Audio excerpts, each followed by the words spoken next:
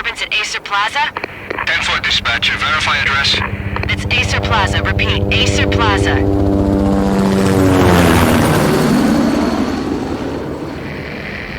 Shots fired on the rooftop. An assault in progress at Acer Plaza. Repeat, an assault in progress.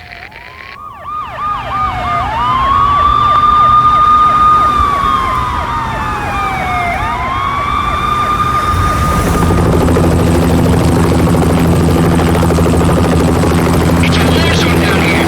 1085 dispatcher. Need additional units. Additional units now. Officer in danger. Officer in danger. 10-5, please repeat. 10-5, all units, emergency. Officer in danger, Acer Plaza. Repeat, Acer Plaza, all units. They were all dead. The final gunshot was an exclamation mark to everything that had led to this point. I released my finger from the trigger, and then it was over. To make any kind of sense of it, I need to go back 3 years. Back to the night the Payne started.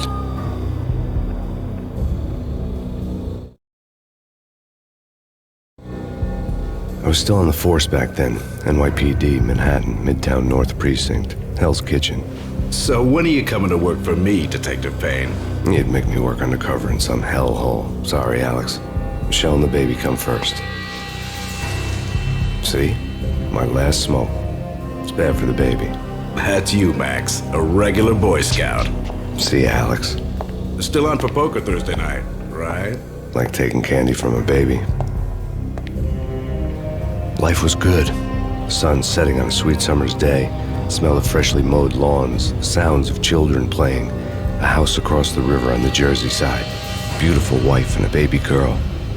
The American dream come true. Honey, I'm home. But dreams have a nasty habit of going bad when you're not looking. The sun went down with practiced bravado. Twilight crawled across the sky, laden with foreboding.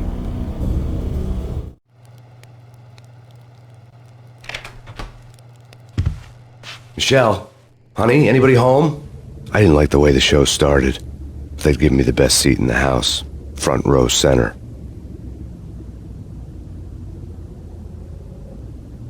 What the hell? Something ugly had been tattooed on the wall, a map of things to come. It was a poison syringe, a magic tag full of diabolical meanings.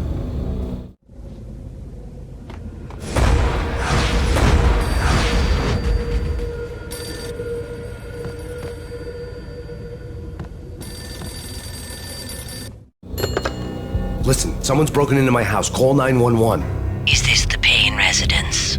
Yes, someone's broken into my house. They're still here. You have to... Good. I'm afraid I cannot help you. Who is this? Hello?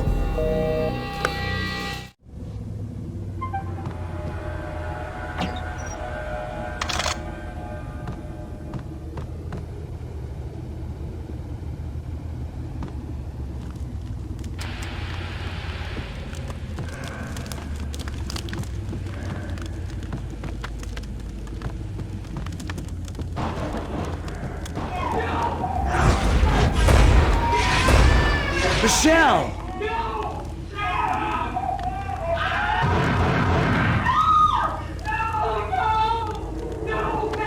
It's coming. Freeze! NYPD, drop it! Coming!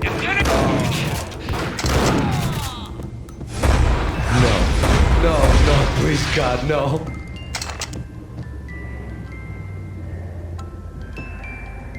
The flesh of fallen angels!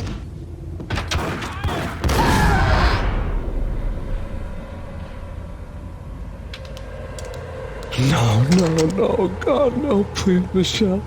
Oh, baby.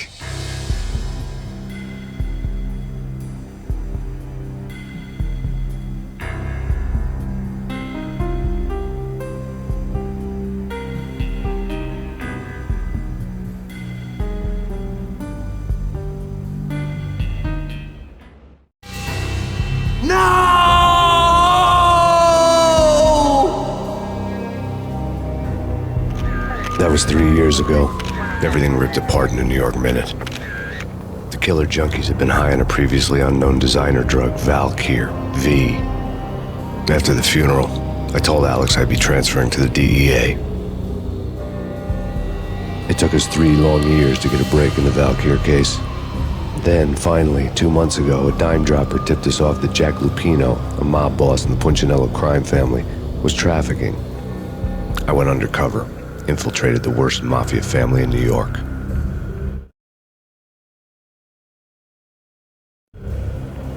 I came in from the cold and the dark. Outside the city was a cruel monster. I've been slowly working my way from the small time to the big fish, trying to get to the source of the drug.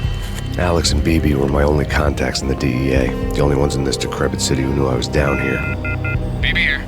Something urgent has come up with Jack Lupino. You need to meet with Alex immediately at the Roscoe Street station. I hadn't had a face-to-face with Alex since I'd gone undercover. Outside, the mercury was falling fast. It was colder than the devil's heart, raining ice pitchforks as if the heavens were ready to fall. Everyone was running for shelter like there was no tomorrow. It didn't get any better when I got to the subway. The feeling hit me like a point-blank shot straight in the face. Something was not right about this. My Beretta stirred nervously under my coat, but the train doors had already shut behind me, and I was in for the ride. Next stop, Roscoe Street Station, and Alex.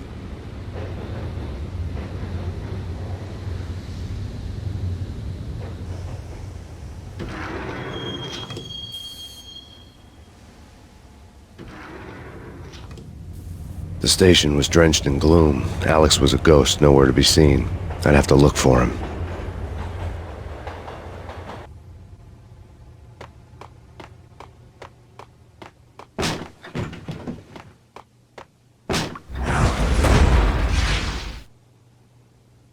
Death was in the air at Roscoe Street. I'd have to find Alex fast.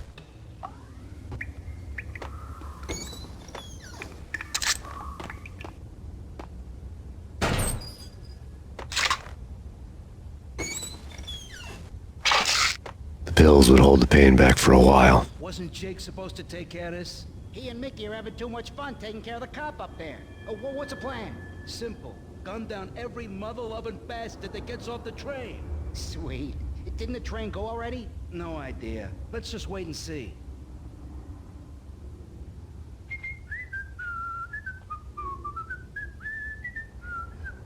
What the?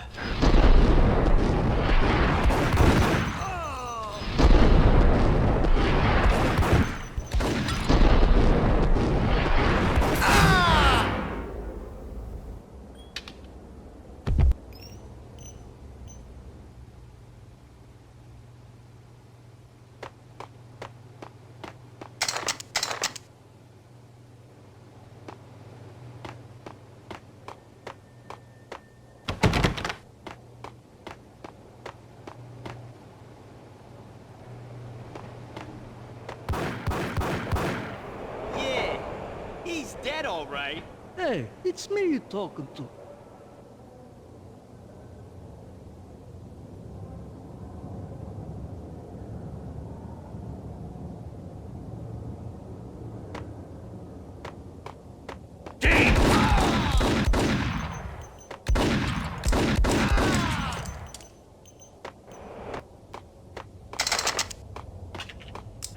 Yo, guys. Hey, we're getting around.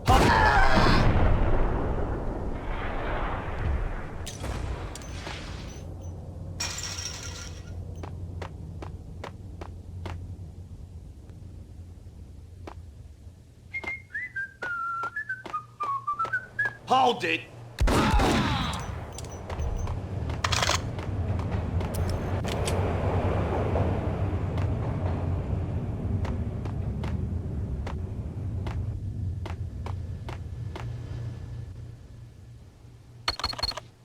The security panel let out a mocking cackle. I'd need the right code. Did you hear something? Nah, Hold it!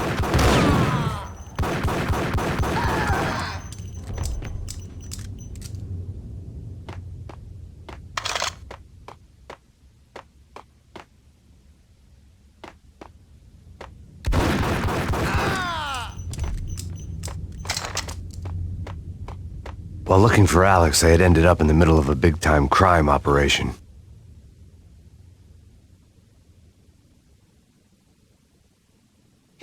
Roscoe Bank ain't exactly keeping low profile. The riskiest heist ever, huh? But hell, the payoff makes it worth it.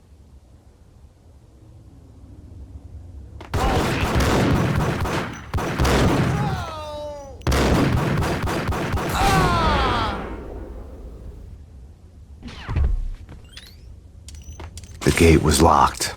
I would have to find another way to get to the tunnel.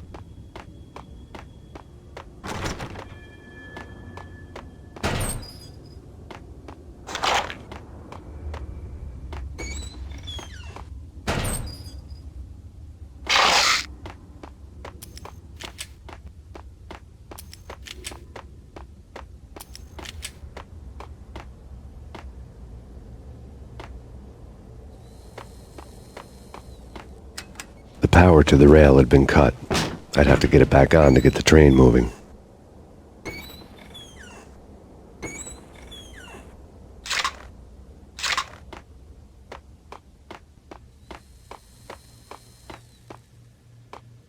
Kiss it goodbye.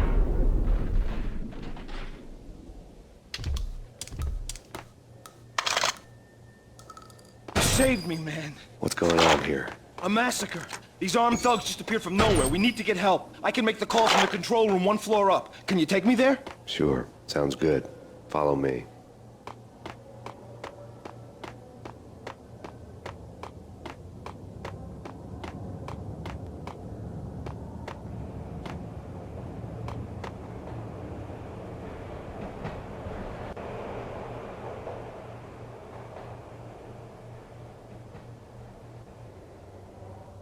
Home free. This way. Yo! Look out!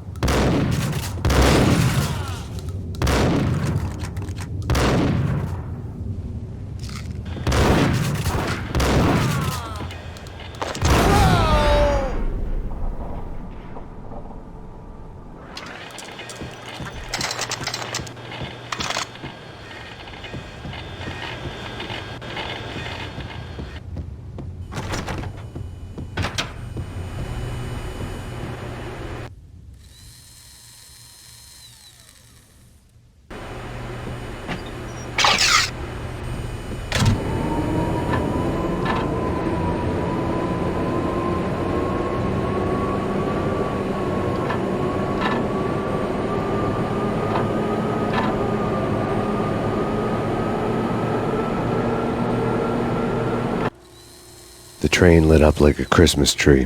The power was back on.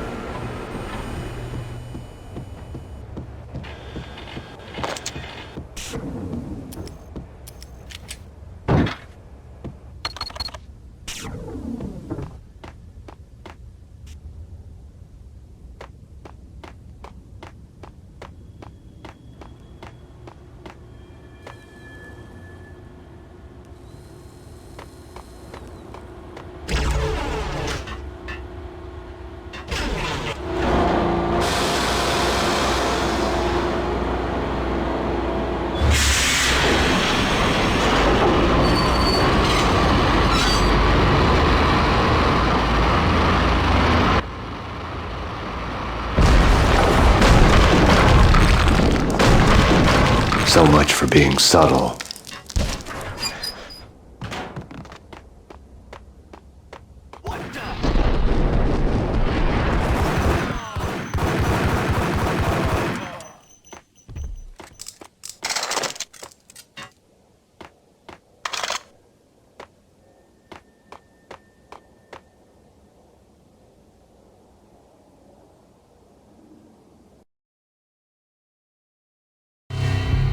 The rusty door led to an abandoned part of the station, closed off since the early 40s. Something big was going down at Roscoe Street. Maybe that's why Alex had wanted to meet me here. Maybe not. One way or the other, I was gonna find out.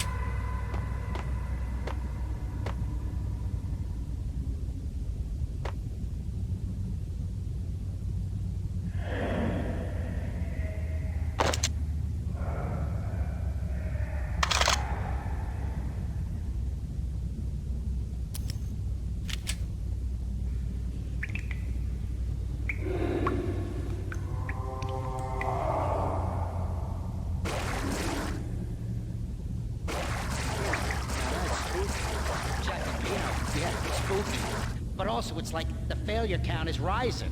Yeah, I wouldn't joke about it if I was you. Yeah? The station's not secured. Someone decided to play hero upstairs. That's all we need.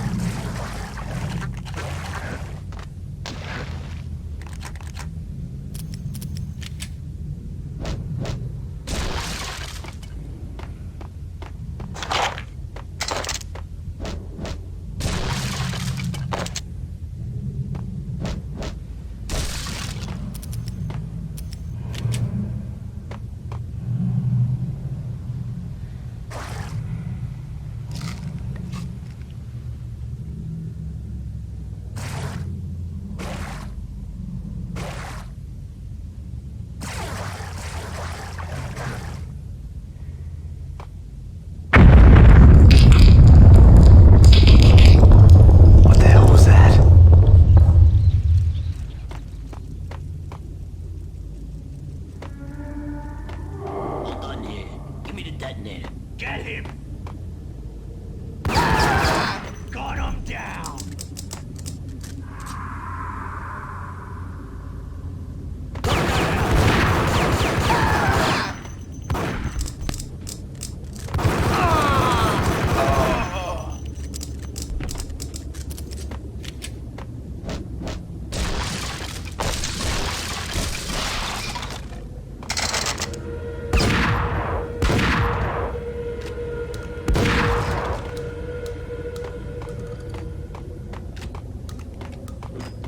The door had been welded shut ages ago and the bomb was missing a detonator.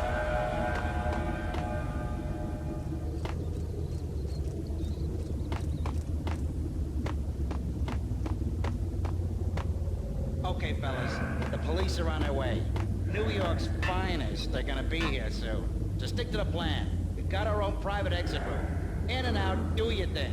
Wham bam, thank you, man.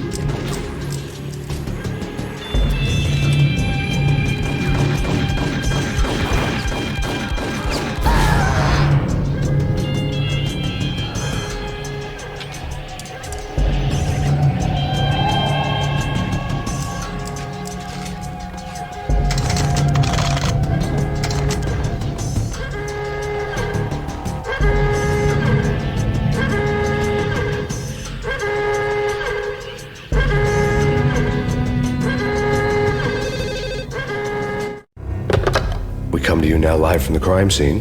Who is this? Right back at you. This is Deputy Chief Jim Bravura from the NYPD. You are to cease your criminal activities and surrender immediately. Sure thing, Jim. Me and the boys have been talking and everyone's real sorry. They'll never do it again. Who the hell is this? Being placed at the scene of a bank robbery wouldn't have tipped the odds in my favor.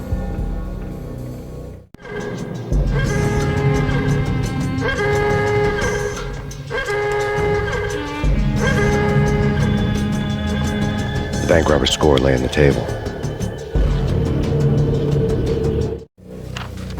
bank robbers had been after Acer Corporation bonds. The Acer success story had recently been on every channel and on the cover of every magazine.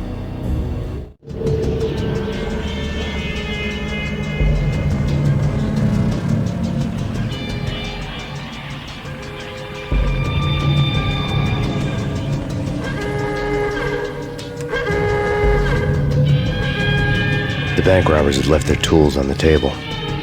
Judging by the detonators, the crooks had bought enough explosives to send Lady Liberty into orbit.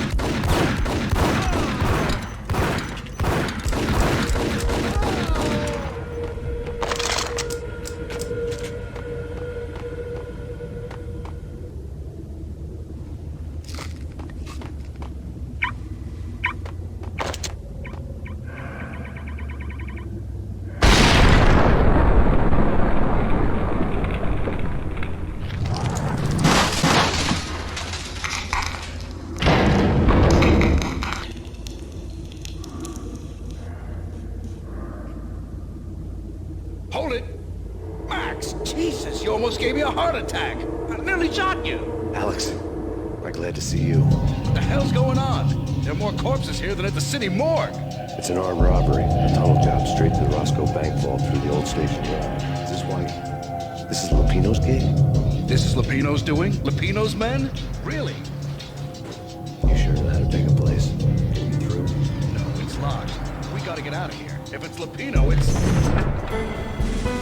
Alex? Alex!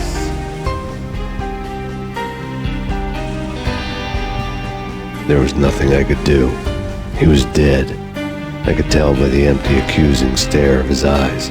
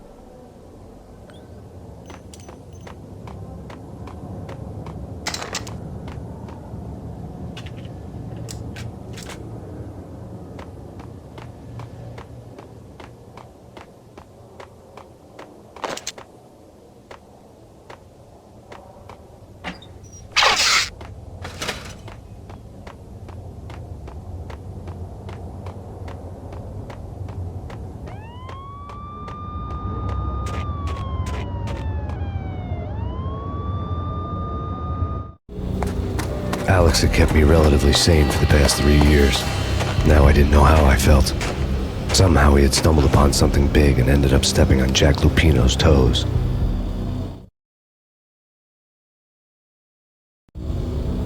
Lupino ran his racket of sex, drugs, and contract killings from a sleazy hotel in a slum block of tenements. The NYPD was closing in. I could hear the sirens. Their wail was a crescendo. Lupino thought he could get us by taking Alex out and leaving me to take the fall for it. All he had gotten was my attention. I went for the hotel first. It was a sad old thing with flickering lamps and faded colors, cheap mobster punks and tired-eyed prostitutes. I walked straight in, playing at Bogart. like I'd done 100 times before. The place was run by a couple of murdering mobsters with shark smiles. The Finito brothers. Ladies and gentlemen, it's the pain in the butt. Pain to the max. You're killing me. Did you make that up yourselves, or you get some wino downstairs to come up with it?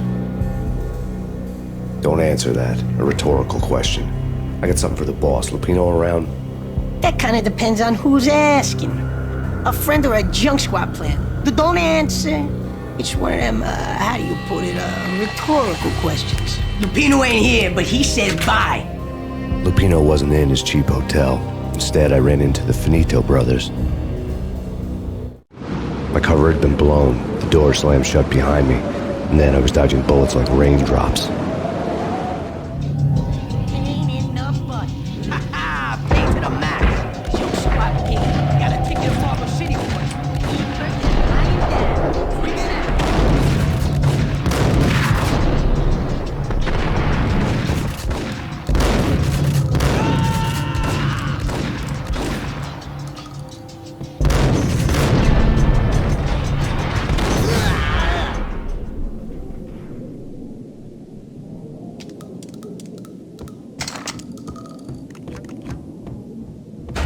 A letter on the desk caught my eye.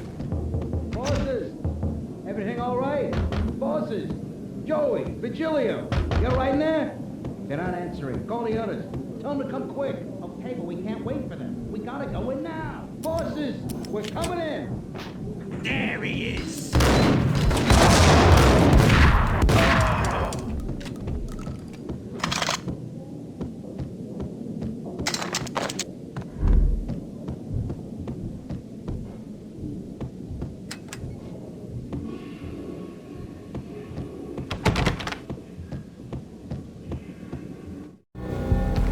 I had met Lupino only once. The gangster ran all his rackets through his right-hand man, Vinny Gagniti.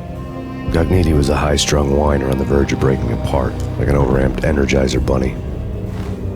He had the brains to run the business, but he lacked the balls, always falling short, taking his frustration out on underage addicts and call girls. The V deal goes down at your hotel. Jack's exact words, quote, "Vinny, you're in charge of this one," unquote. Rico Muerte's coming to see it through. Anything goes wrong and everybody's gonna get dead. Goes double for you. Treat this guy real good. Anything he wants, you give him. Don't screw this up or you're finito, finitos.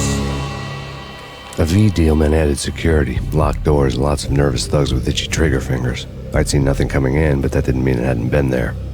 Rico Muerte was a regular Kaiser Soze, a spook story told to keep the apes in line. 313. The Finitos had scribbled Muerte's room number on the note's margin.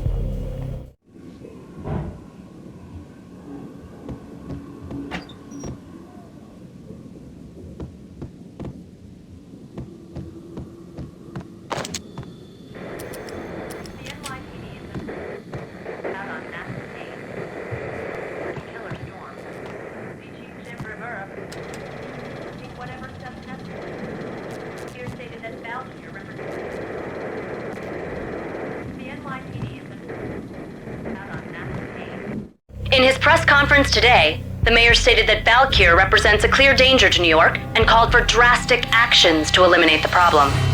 On today's top story, the Valkyr crisis worsens with the murder of DEA Special Agent Alex Balder. Special Agent Balder had been shot repeatedly from a point-blank range. The gunman has been identified as Max Payne. The noose is sure to tighten around this fugitive criminal as more NYPD units join the search to apprehend him. I had just gotten my 15 minutes of fame.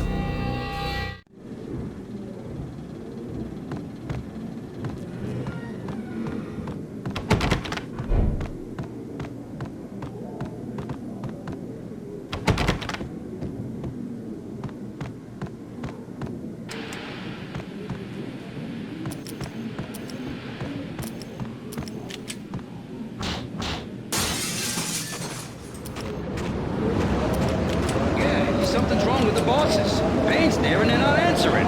Let's go already. Payne's gonna pay in spades.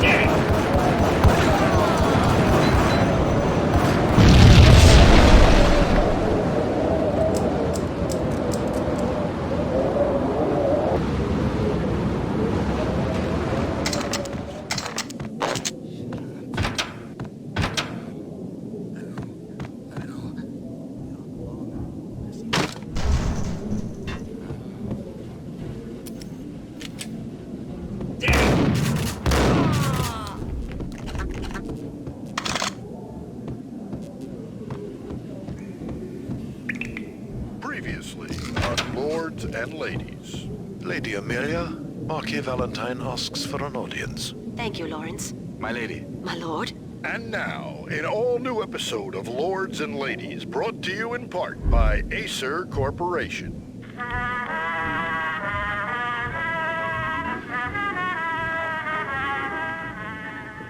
My lady. My lord. My lady, there is a matter of great importance I must bring to your attention. My lord, there is? Indeed, my lady, there is indeed. From the very first moment we met, upon that distant forest path, there has been sunlight in the autumn leaves blazing like the colors of your hair. Oh, my lord, you should not speak so. But my lady, I must. My lord, no! I forbid you. This cannot be. This must not be. But why, my love, why? My lord, it is too dreadful. Do not force me to speak the words. My lady, I beg of you, I must know. I would rather die than not know. Yes, my lord, we should both be dead, for this shame is too great for the living. My lord, I am your long-lost sister.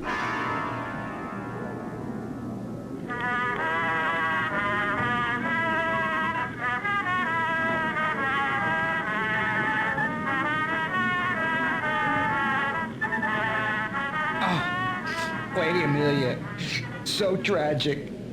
Will they ever get together? What the hell?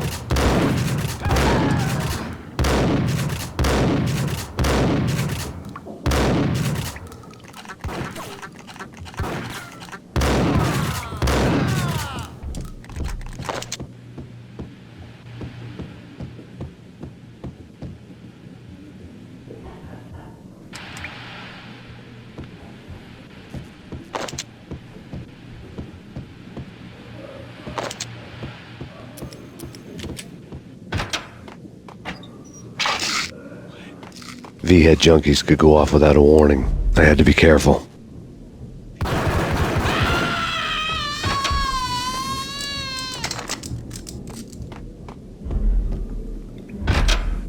There he is! Get him!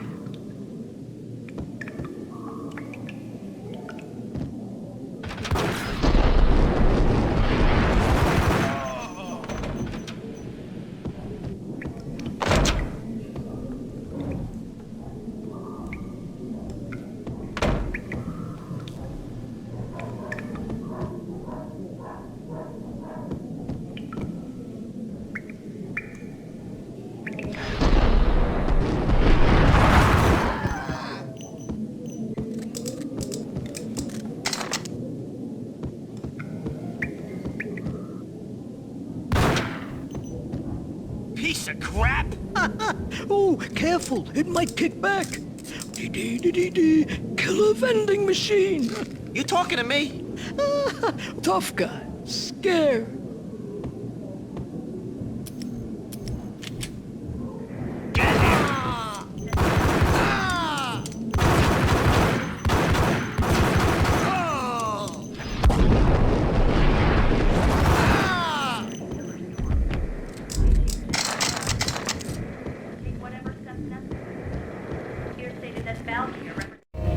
Tonight, the city's fight against the nightmare drug Valkyr took a turn for the worse as DEA Special Agent Alex Balder was found brutally slain at the Roscoe Street subway station. A suspect was seen leaving the site only moments after the shots had been fired, and the NYPD is currently in pursuit of Max Payne, a repeated felon believed to be armed and extremely dangerous. And now the weather. The worst winter storm in recorded history continues to pound the city.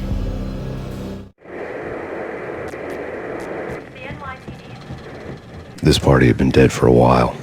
I couldn't say I was sorry I'd missed the show.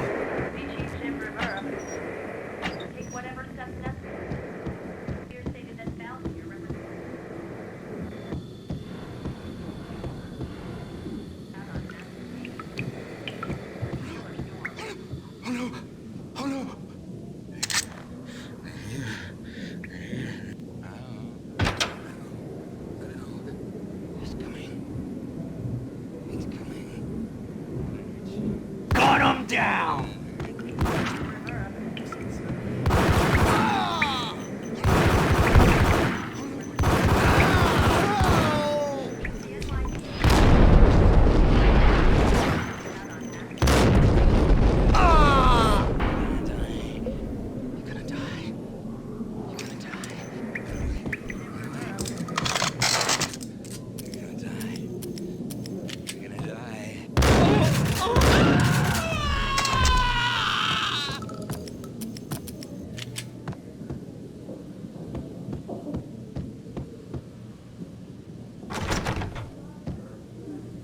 I'd found Muerte's room.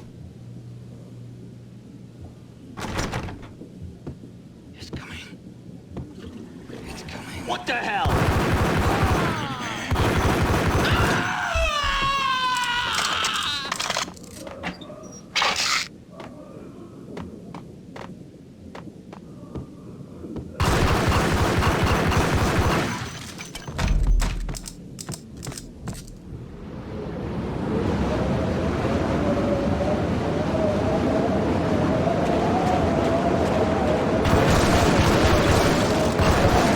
I didn't want to know what had happened here. It was not a pretty sight.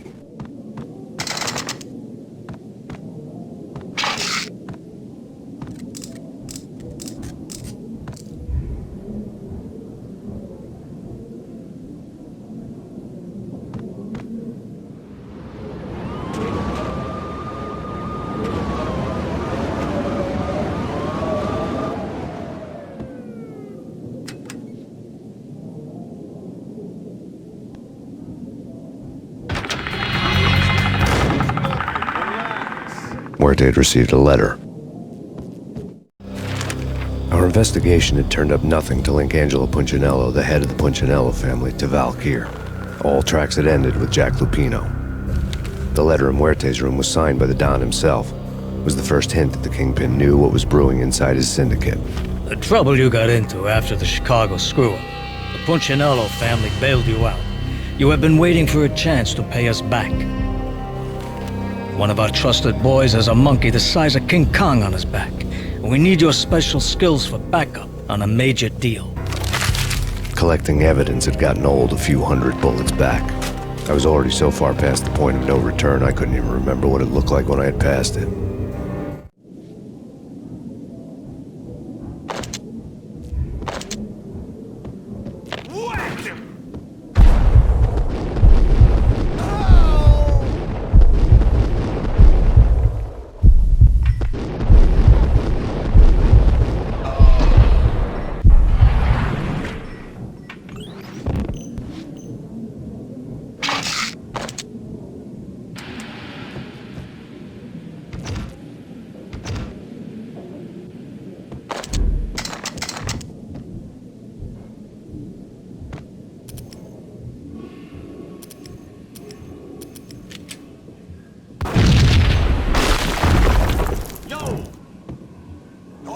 God damn!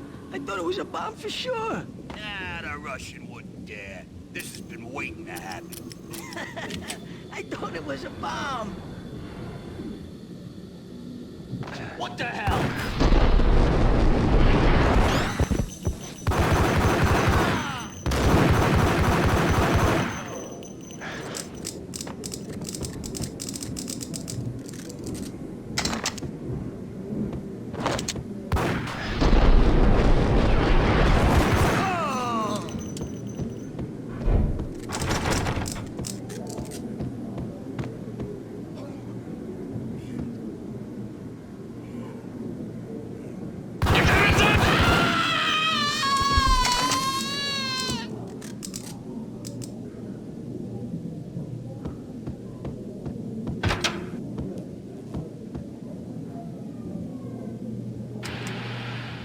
The hooker had left her diary on the table.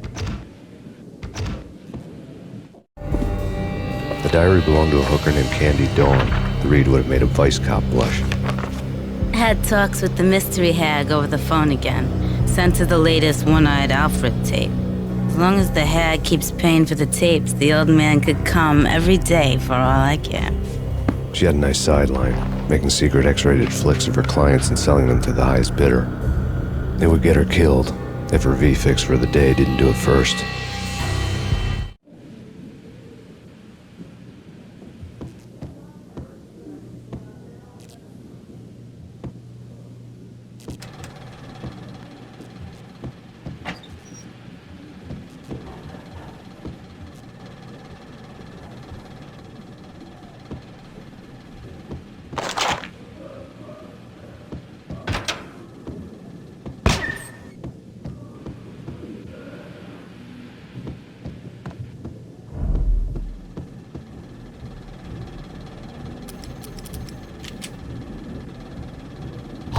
Nailed it!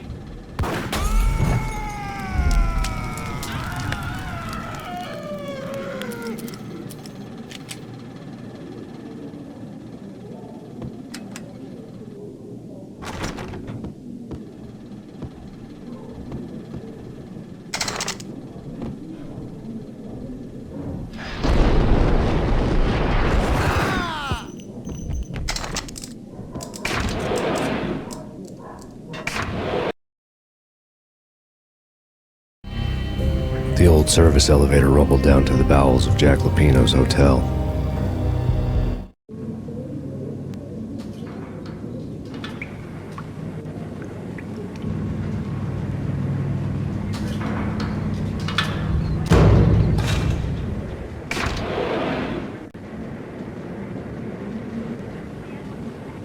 It was freaking crazy.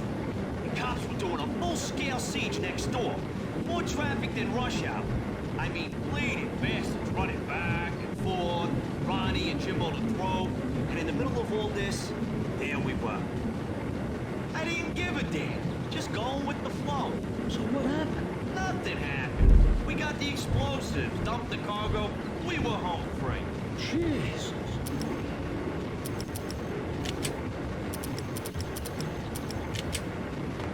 There!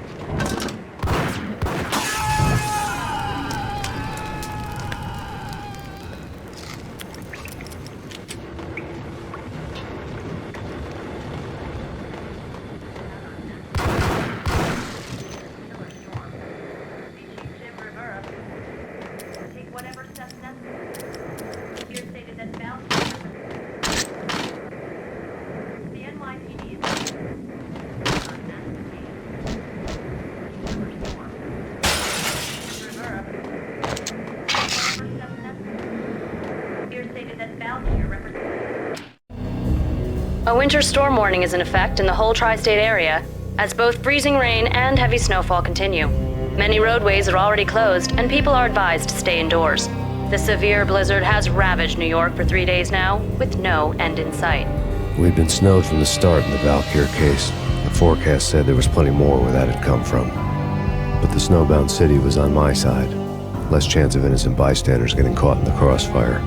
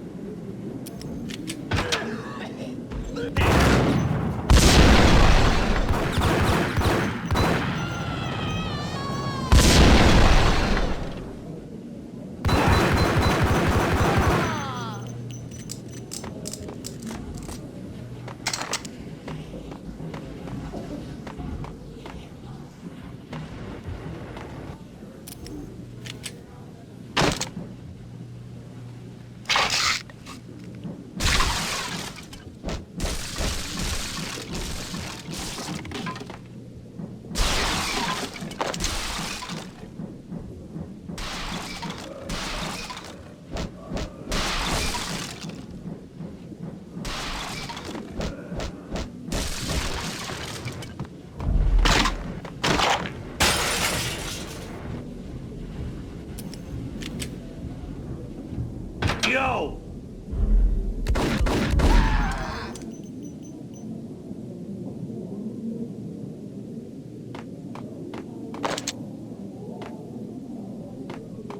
Exhibit number 1, a newspaper. A dead man tied to a chair lay on the boiler room floor. Captain Baseball Bat Boy has an unbeatable track record in superhero death matches.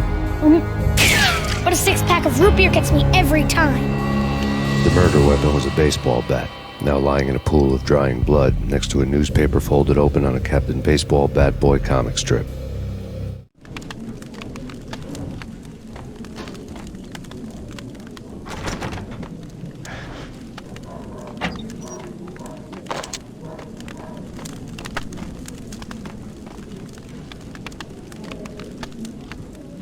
Take vampire movies. Why are they always set in LA or Mexico? They can't even get a tan. If I was a bloodsucker, I'd move to the North Pole. Winter's one long night. Yeah, and what would you eat? Suck blood from penguins? Nah, Eskimos, man, Eskimos.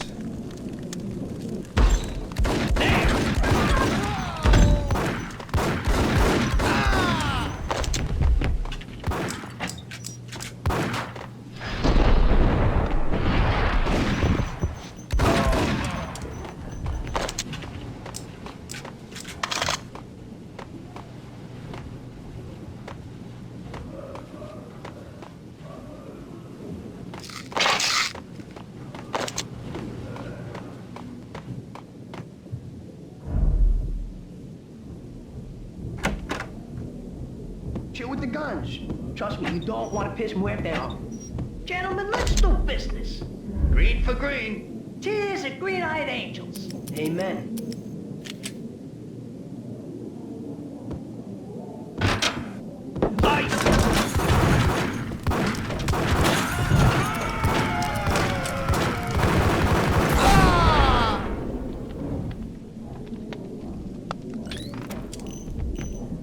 A lifetime ago, this would have gone down as a narcotics arrest.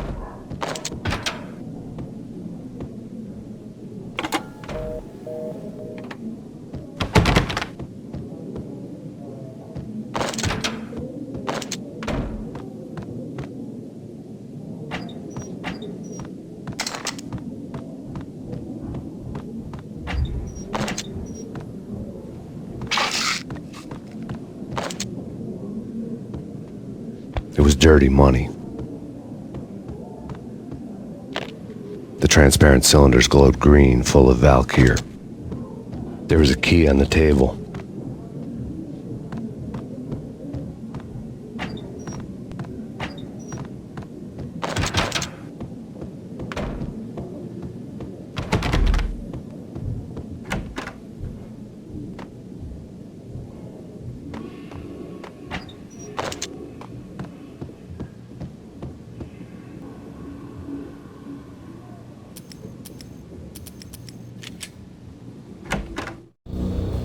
Two mad dog killers, ready to murder each other. They step into the next room, and I'm thinking, now they're gonna do it. But no. They sit down in front of a TV and solve their differences with the Kung Fu fighting video game. I tell you, Candy, I was so depressed, I strangled them both with the video game cables. Oh, Rico, you're so bad. I am, ain't I? Rico Muerte, big-time hustler. Who the hell? It's that cop. Muerte went for his gun.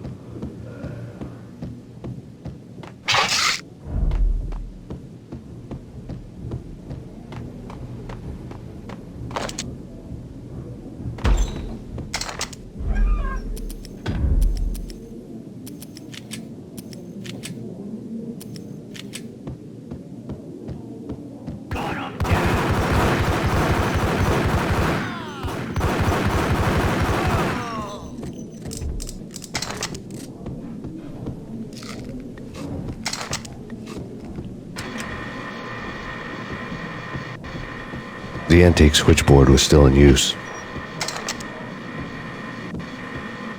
There was an old telephone switchboard in the back room of the reception area, the kind that made phone tapping child's play.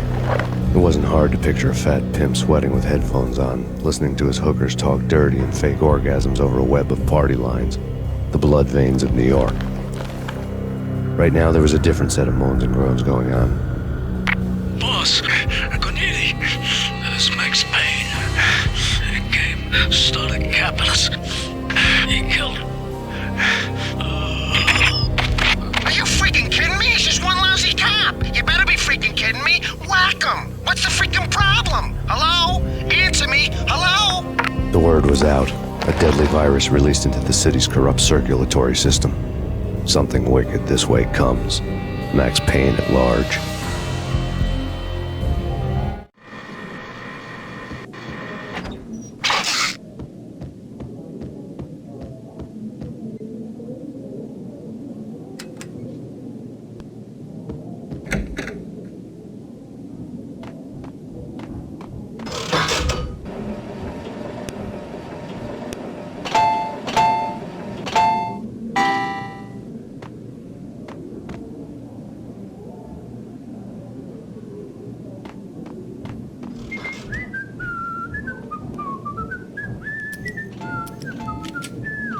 Think you could take my money? You know who you're dealing with? Huh? Do you? Do you?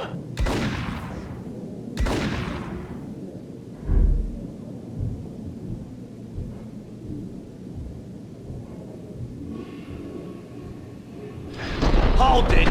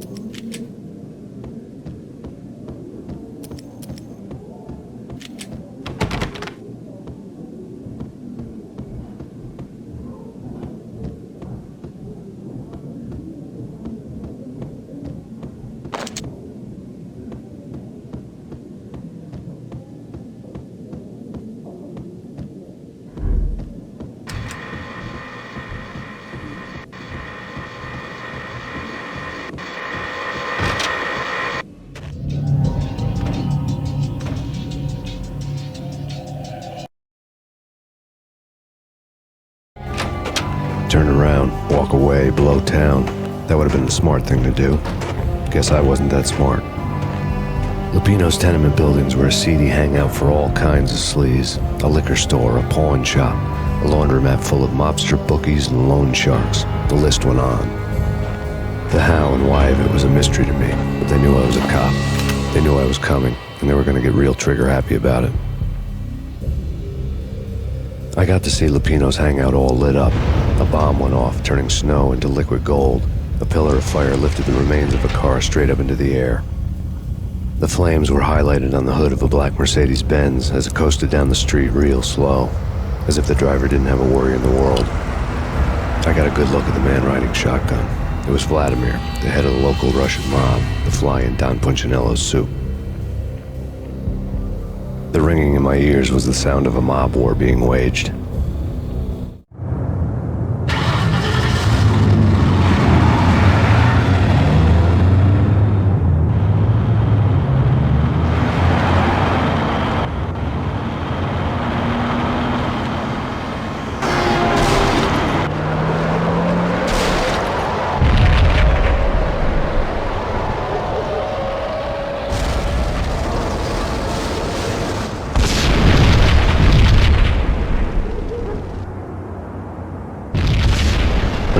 exploded inside the closest slum building.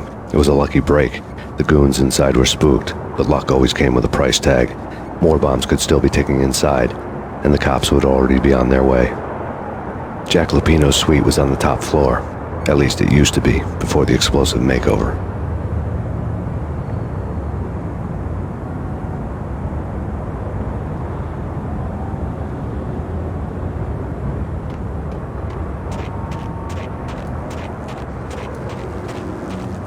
I don't know, man. I don't know about this. Quit worrying. Think of it as Christmas. The Russians are Santa.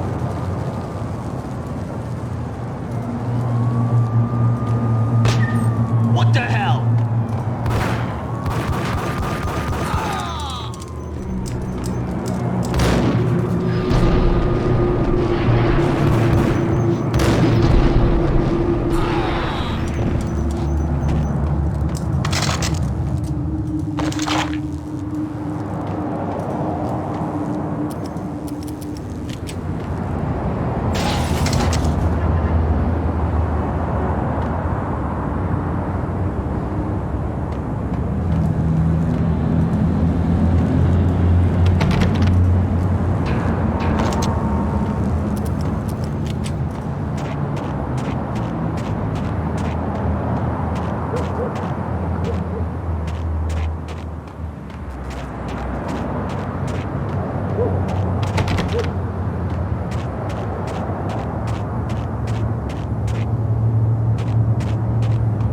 The headlines were a depressing read.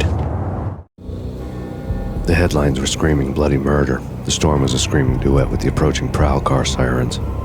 It was all a scream when you were down for the count and wanted for murder.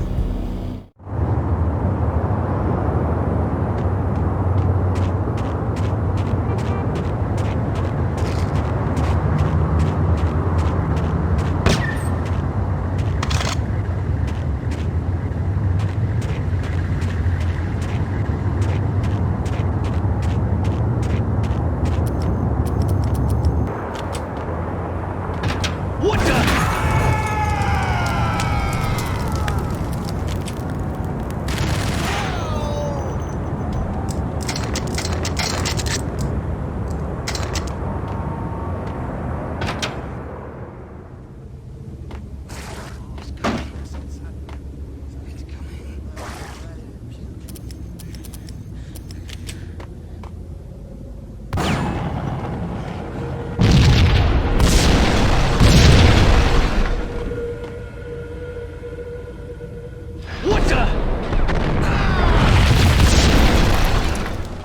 The whole building was rigged with explosives.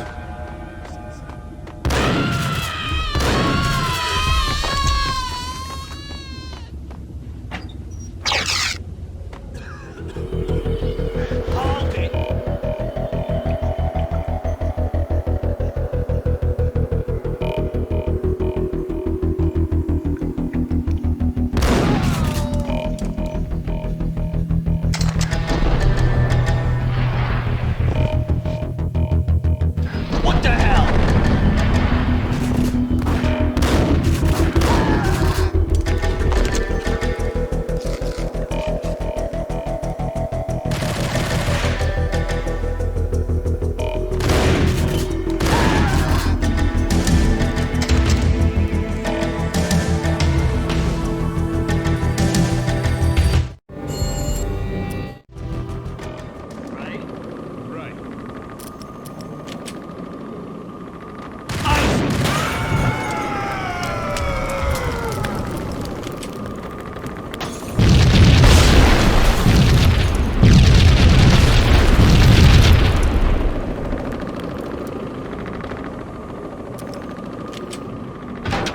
Someone had left a key on the shelf.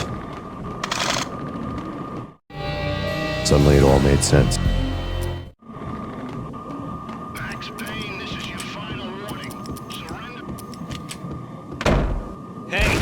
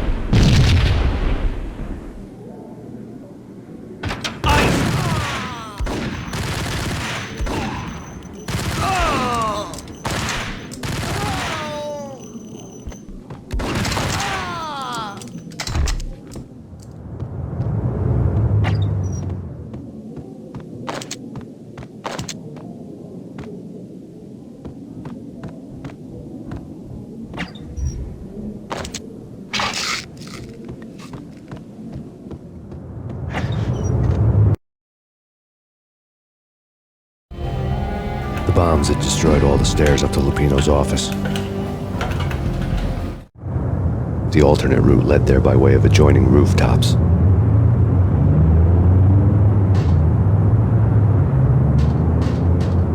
It's never been this cold. Never ever. It's like the sky's falling. Yes, sir.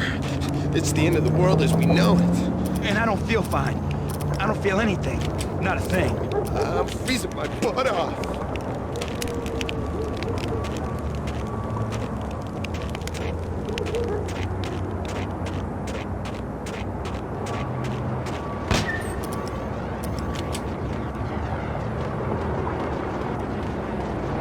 To get to the roof, I'd need to get to the elevator through the locked door up ahead.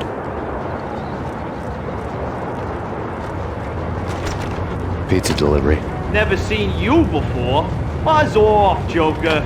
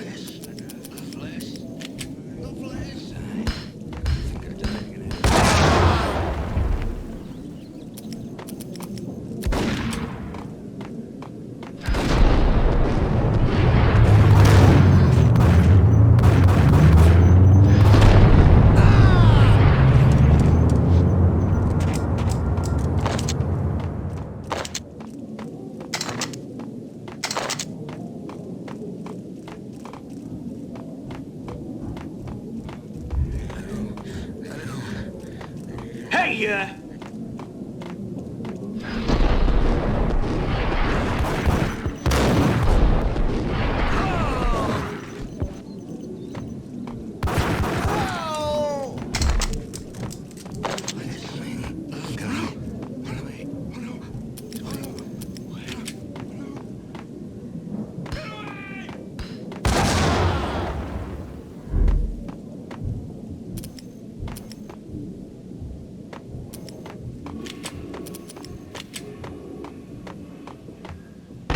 No, don't shoot. You know the clowns at the laundry? Me? No. You're no good to me then. What? No, the laundry, yeah. I know him, yeah. Get me in there. Okay.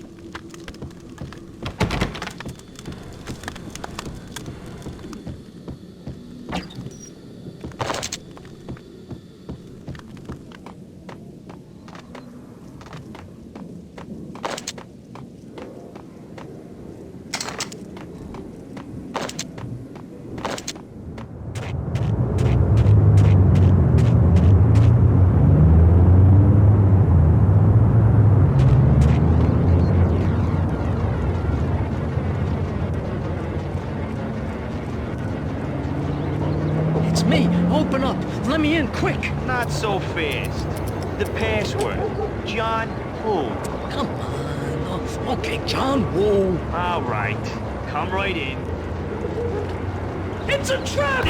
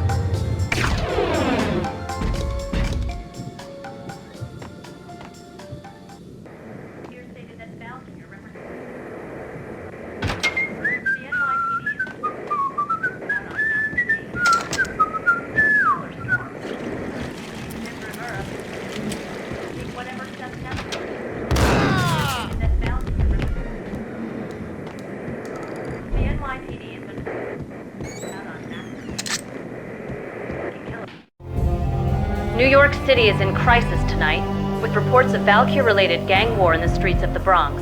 Apparently, Max Payne, wanted for questioning in connection with the slaying of a DEA special agent earlier tonight, is waging a one-man war against his former partners in crime. Among the list of casualties so far are notorious mafia members Joey and Virgilio Finito, as well as Rico Muerte, himself a fugitive from the law, and a suspect for several murders in the Chicago area. The NYPD has been placed on full alert. A citywide APB has been put out on Max Payne. Deputy Chief Jim Bravura has promised to take whatever steps necessary to bring him to justice. What those steps may be remains to be seen. For NYCNN TV News, this is Kira Silver.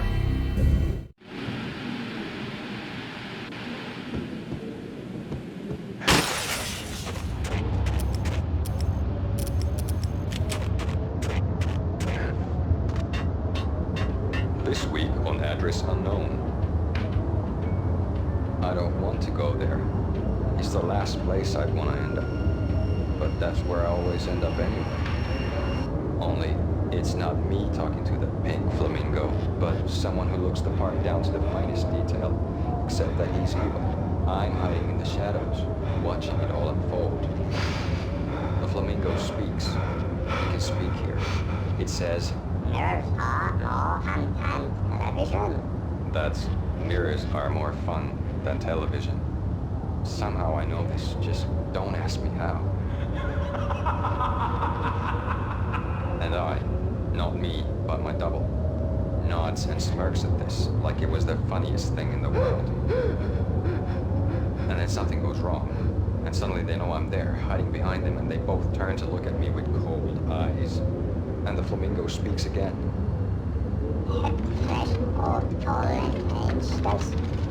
I have no idea what that means.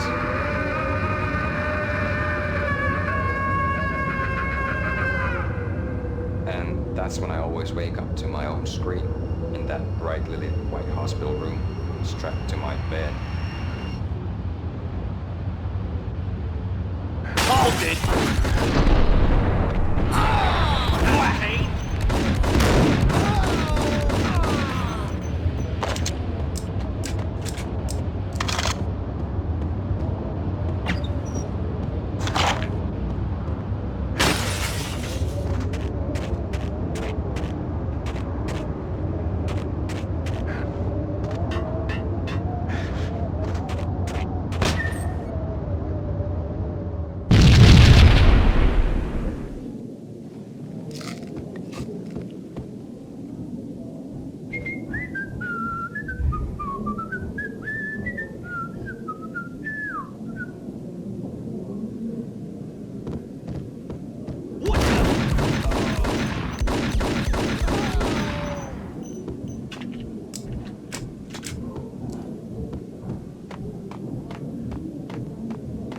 Red, blue, or green? It's always red or blue.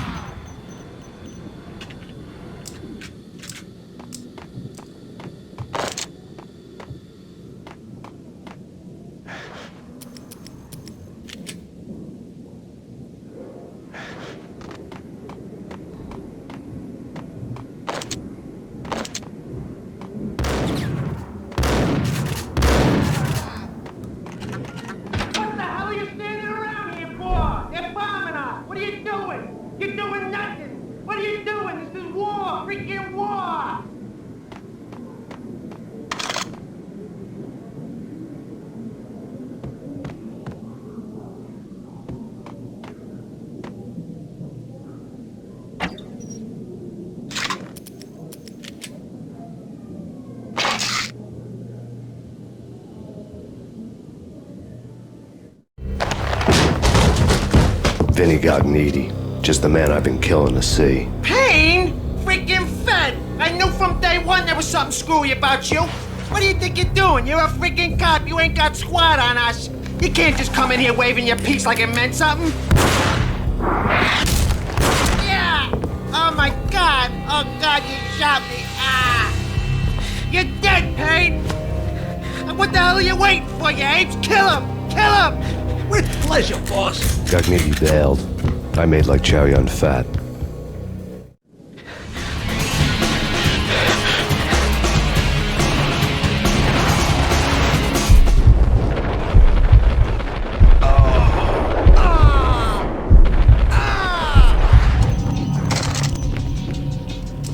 A crumpled letter lay on Gagnidi's desk.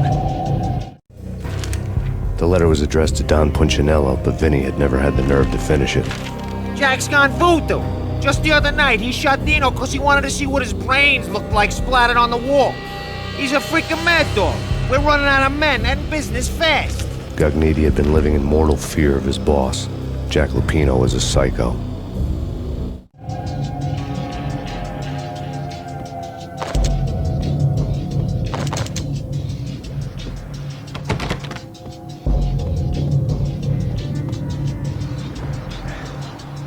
Vinny Gagnidi was running scared.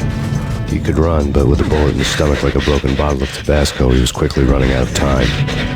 He knew where his boss was, and I wanted to square things up with Jack Lupino. Gagnidi would be moving fast. I don't know about angels, but it's fear that gives men wings.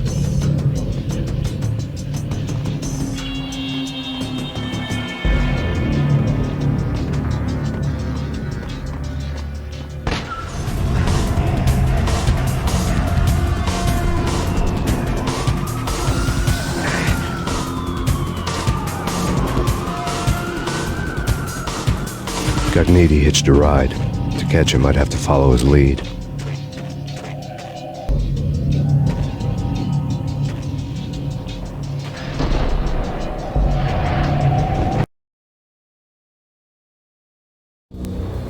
This was my second train ride of the night. The way it started didn't promise anything better than the last one. Freezing wind tearing at my face like sandpaper and razors, ice hard and slick under my hands and feet. Somewhere in the background, the wail of sirens, the city howling after me. New York sped by in fast forward. Dark rooftop water towers and a dead forest of antennas and chimneys, all a blur. When the train he was riding slowed down, Gagnidi made his move.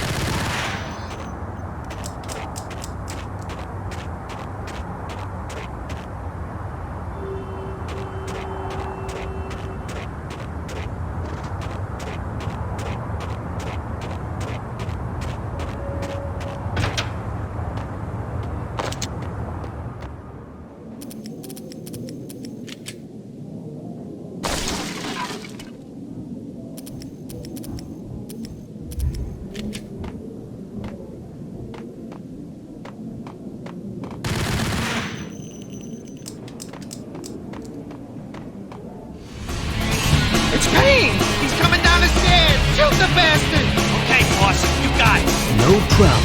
All right.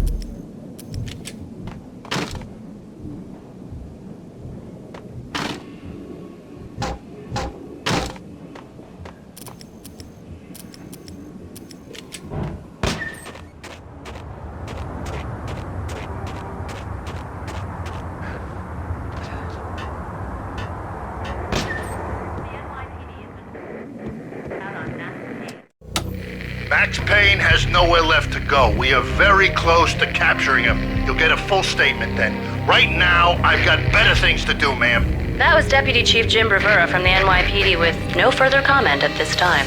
Apart from his suspicious food habits, I figured Bravura to be one of the good guys. Fate had just dropped us on different sides in this. But when it came to capturing me, he was way out of his league. I had already ditched the cops a couple of rooftops back. For now.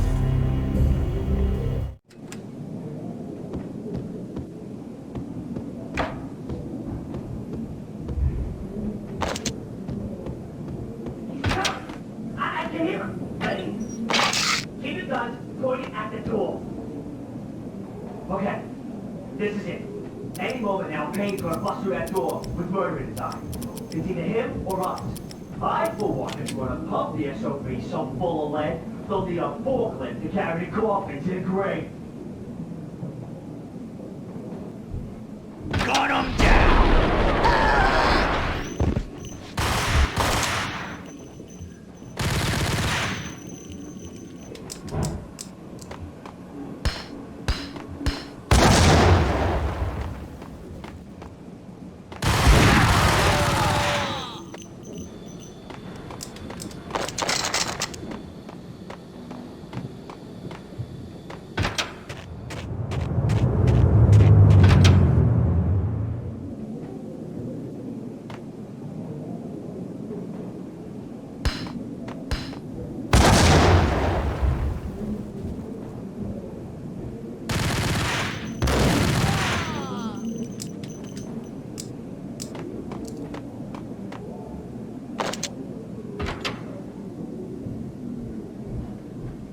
Open, goddammit! Payne! I'll kill you, you lousy freaking cop! Get him!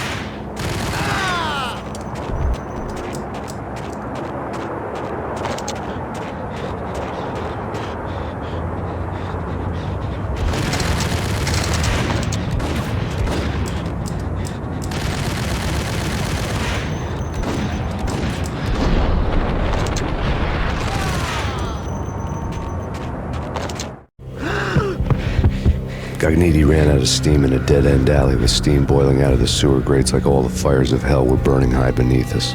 It was shakedown time. Where's Lupino? Screw you! Bad start, Vinny. Ah! Police brutality! I rated pretty high on that. You can't just hurt me in cold blood? Just keep telling yourself that. Listen good, Candyman. I'm not gonna be anybody's fall guy. I want to know where your boss is hiding. There was no glory in this. I hadn't asked for this crap.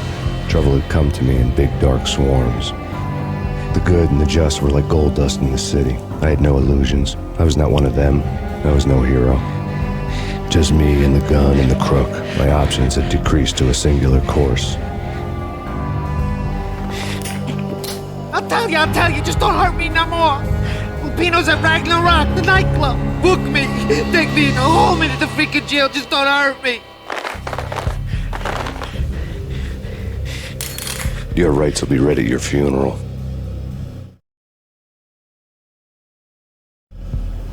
Ragnarok was Lupino's private nightclub, a den of drugs built into an old theater. I knew what waited inside. V-head junkies ready to explode in random acts of senseless violence.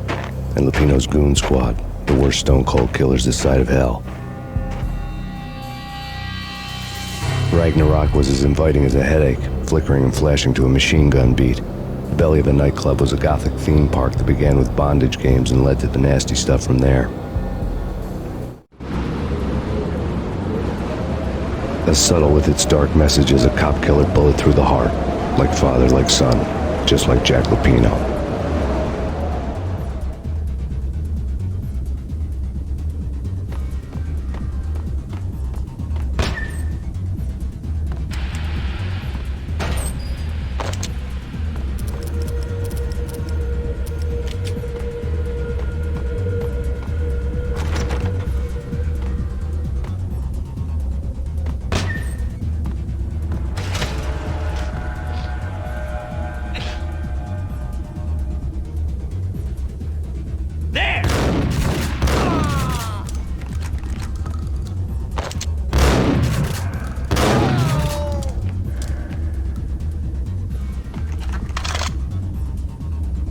book had never been a bestseller. Given the setting, I was surprised to find that somebody had been passing time reading. The paperback was entitled The Age of Murder and Storm. The blurb on the back mentioned Norse mythos and Ragnarok, the end of a Viking world with a terrible winter that covered the earth in ice, when vile crimes were rampant and all humanity lost. I could see how somebody impressionable might get it into their head that we were at the end of time. I was also beginning to see what the nightclub and its owner were all about.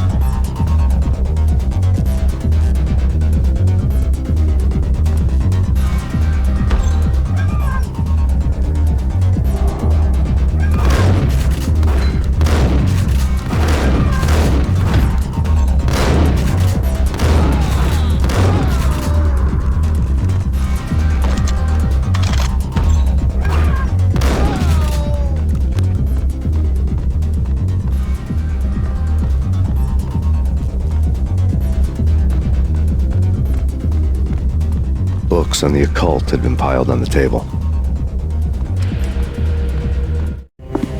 The room was stacked with light reading, such as Necronomicon, Witchcraft, and Paradise Lost. Old exotic titles like Malleus Maleficarum and De Umbrarum Reini Novum Portus. Books with pentagrams on their covers, all dealing with the occult and the infernal, lying between stacks of horror videos and a couple of Ouija boards. The only thing I could take seriously was the thought of Lupino taking it seriously. He had been spending a lot of time getting intimate with the guy downstairs.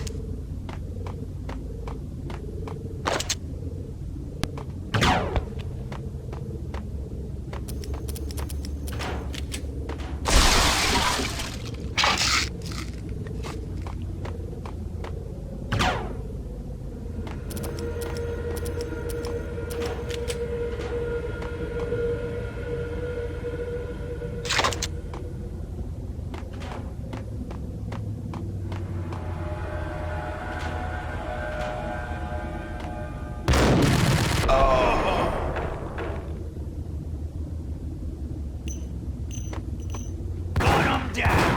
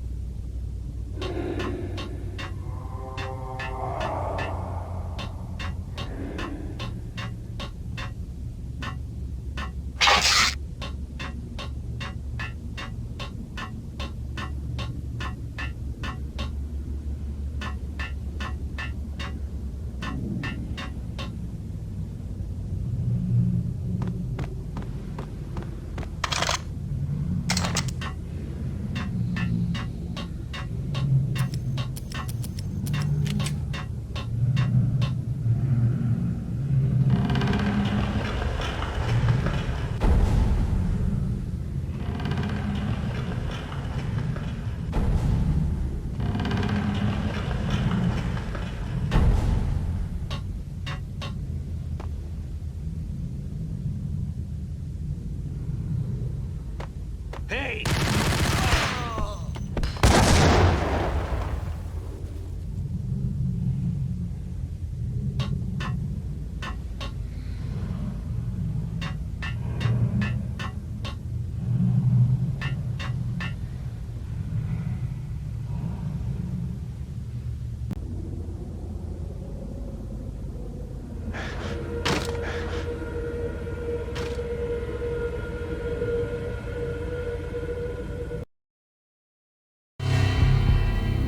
The backstage area led to Lupino's inner sanctum. The hot air inside was like an invisible wall, thick with incense and something else, a sickly sweet smell that made you gag.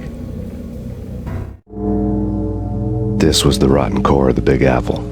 Lupino lurked somewhere ahead, like a spider at the center of his web, waiting. The vapors in the air started to make my head swim. Torn pieces of a letter lay scattered on the sofa. Punchinello had threatened Lupino in writing. The note had been torn to pieces, bloody fingerprints all over them. Don't want you to think that one of my boys is not playing with a full deck. Shape up, Jack. We are running a business here. I'd hate to send the trio to strong-arm you. The trio were the Don's notorious henchmen. It was obvious that Lupino hadn't been intimidated by the threat. Lupino's notes covered the table. Jack Lupino was crazy, all right. The table was scattered with notes of demented arcane nonsense written in rusty blood. A mishmash list of demons, devils, and dark gods evoked. Beelzebub! Asmodeus! Baphomet! Lucifer! Loki! Cthulhu! Lilith! Hela! Blood given to you all. He was after that old Faustian deal. Your soul for power and fortune. Just sign on the dotted line with your blood. Lupino's notebook lay on the pedestal. Jack Lupino was crazy, all right. Mythic wolves, let loose to devour the sun and the moon. Lupino is the wolf. I'm Mr. Beast, the big bad Fenris wolf. I'm the end of the world man, wearing the flesh of fallen angels. After Y2K, the end of the world had become a cliche. But who was I to talk? A brooding underdog avenger alone against an empire of evil, out to right a grave injustice. Everything was subjective. There were only personal apocalypses. Nothing is a cliche when it's happening to you.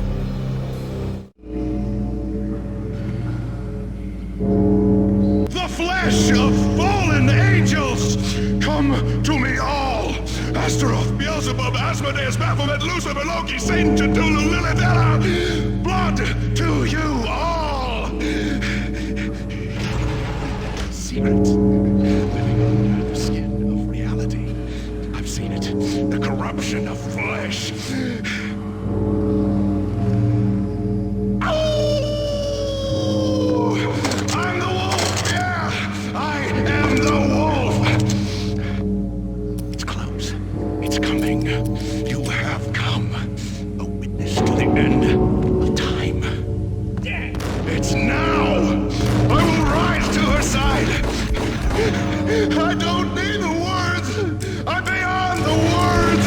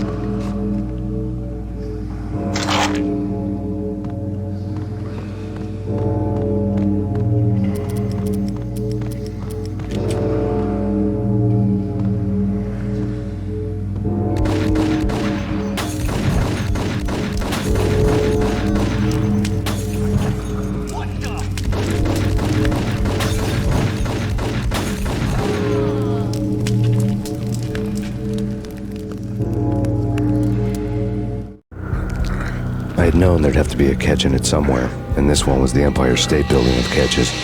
Lupino was pumped up and dying to go 15 rounds with a mutant alligator. And then he started this spooky monkey talk, straight from a bad dream. Mine. I have tasted the flesh of fallen angels. I've tasted the devil's green blood. It runs in my veins. I've seen beyond the world of skin, the architecture of blood and bow and arrow. Death is coming! She is coming, and hell follows with her. This is the twilight winter. I am ready to be her son. Her time is now, and all who stand in her way must die!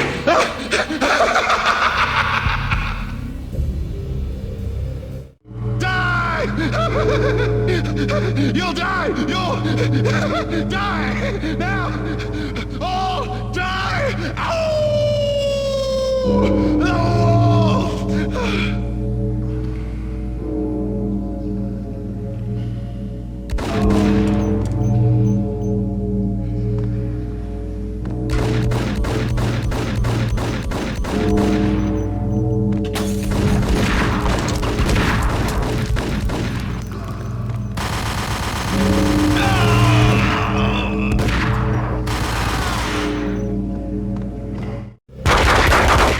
Finally went down.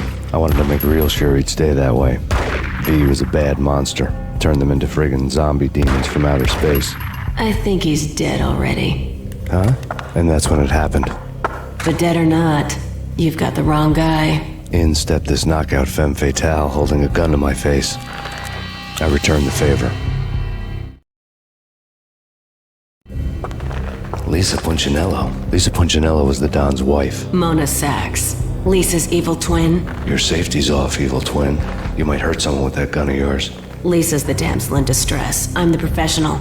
I'd blow you away without batting an eye. Sure, and you can check out my credentials splattered all over this joint.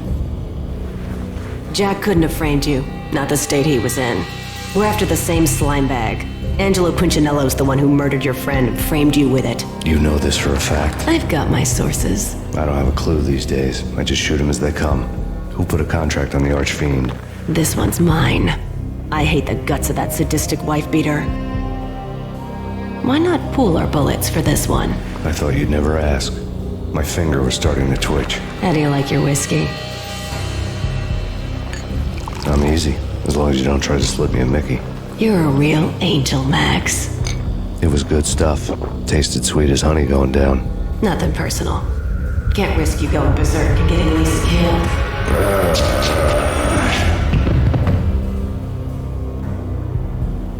The nightmare was always the same. Violent shapes moving in darkness, old and ugly.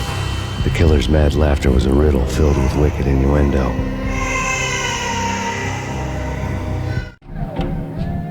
Somewhere, the baby was crying.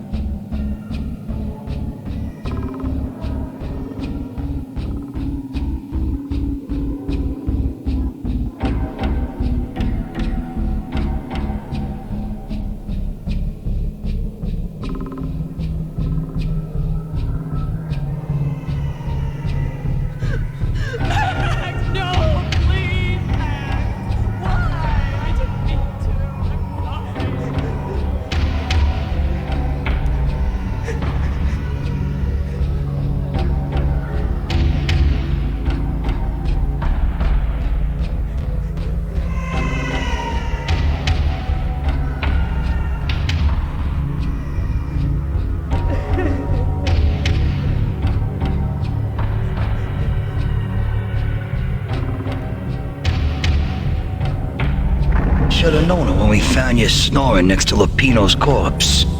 A comedian, huh? The pictures were filled with good old times.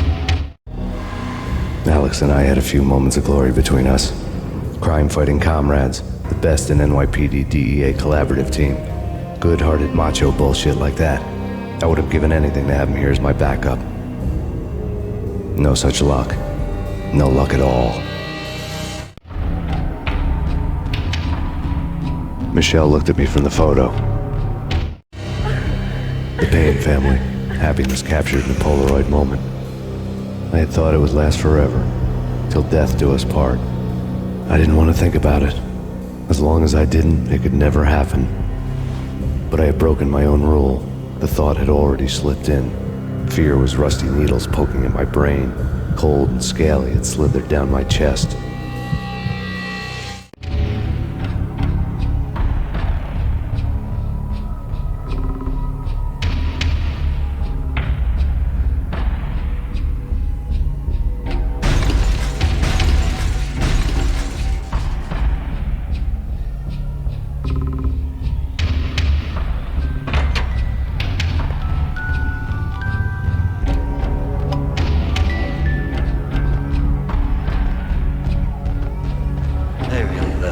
Cartoons. Captain Baseball Bat Boy is my favorite.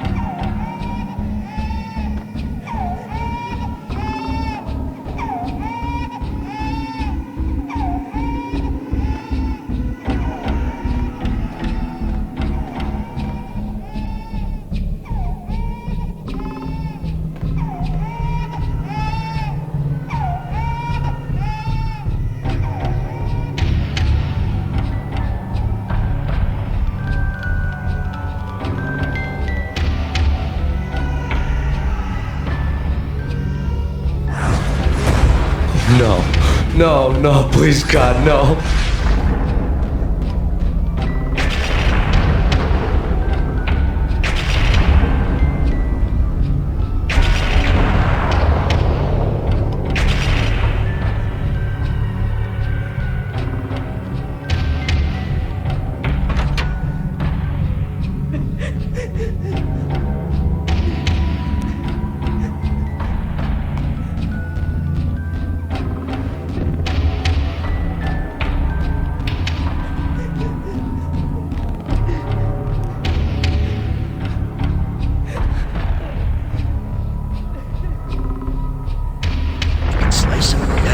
Shoot them full of holes, blow them to bits, vaporize them, disintegrate them.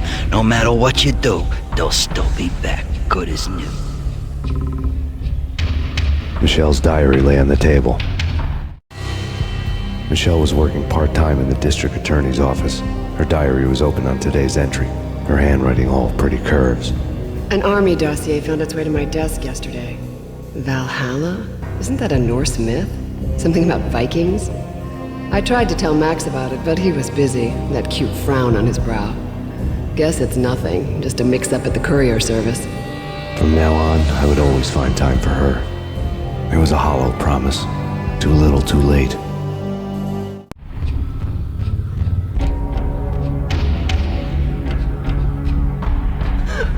Max, no, please, Max! Why? I didn't mean to. I'm sorry.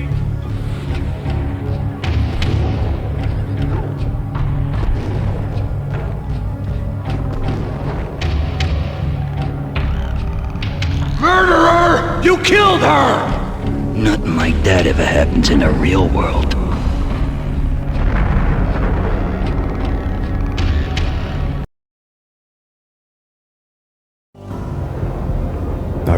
a bad dream. My head felt 2 sizes too small for my brain. Max Payne. I envy your name. And the killer was smiling. Pleased to meet you. I'm Frankie the Bat Niagara. Niagara, as in you cry a lot. He had a baseball bat and I was tied to a chair. Pissing him off was the smart thing to do.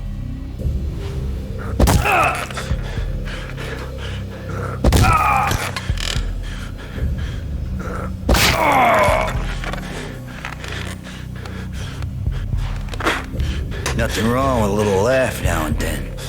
Take me, for example. I love to watch cartoons. Cartoon violence is a fascinating thing. Let's take a break. I need to take a leak and maybe grab a cold one at the bar. Don't worry. I'll be back to finish this off. And then, it's checkout time. You play, you pay, you bastard. He swaggered out, and the door clanged shut behind him, locks clicking into place. Everyone makes mistakes. Mine hadn't been to crack jokes about the goon with the bat. He'd have cracked my skull regardless. It hadn't even been to trust a girl with a gun. I had blindly gone after the first bad guy on my hit list when I should have been aiming further up the ladder, at the head of the Punchinello family. I couldn't bring myself to be pissed at Mona. Guess I had a soft spot for her pretty face.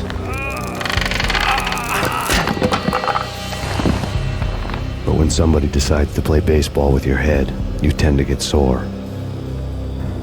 They had dragged me back to the basement of Lupino's hotel.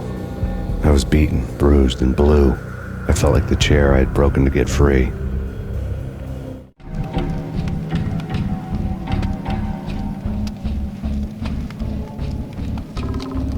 All I had was Niagara's bat, sticky with my own blood. Without a gun, I'd be no match for Frankie's men. I'd have to play hide and seek with them. It's Frankie's turn. We'll take care of it.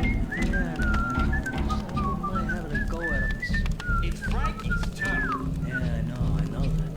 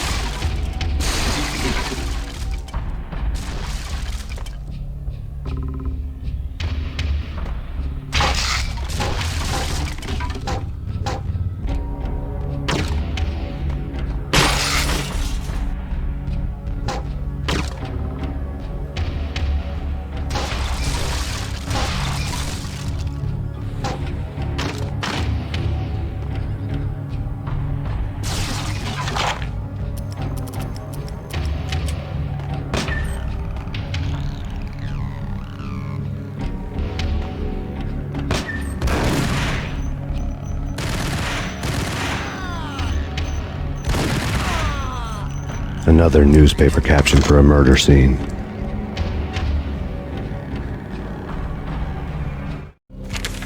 Frankie had left his calling card, a Captain Baseball bat boy strip, next to a sewer passage filled with bodies. You'd better not mess with Captain Baseball Bat Boy. Even my arch enemy, Bicycle Helmet Girl, swoons at the sight of me. Aha! There were enough corpses to put a mass murderer to shame.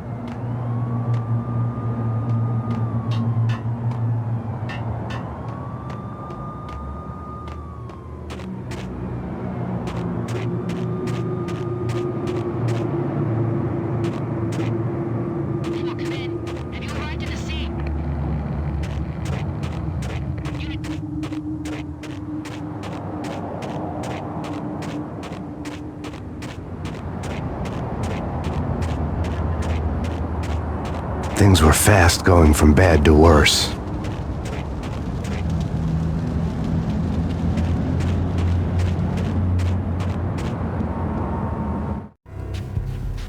The men in blue had come and gone. They had decorated the place with chalk outlines and tied it together with yellow tape. The cops who had stayed behind were dead. Frankie, his boys, and I had the place all for ourselves.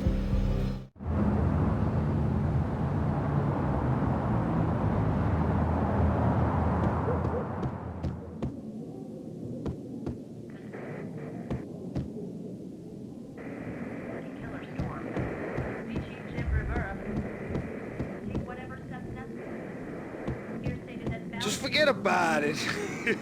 Just forget about it. Hey, just forget about it. That crazy witch, you should have heard her. She was a real scream when the boys caught her trying to cap the Don. Oh, that's friggin' bad. To the trio? That's even worse than what Frankie's doing to that poor bastard downstairs. She's gonna take a long time to die. The mobster muscle on the phone was talking about Mona. Punchinello's trio were nothing but bad news.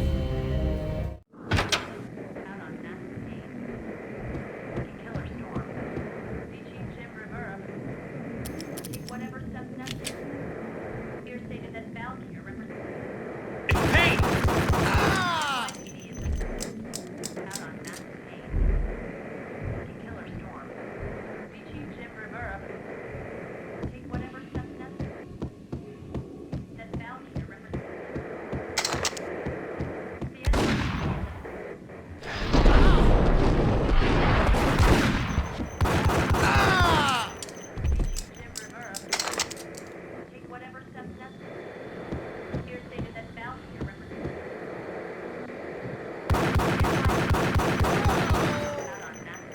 More evidence that Punchinello didn't like me much.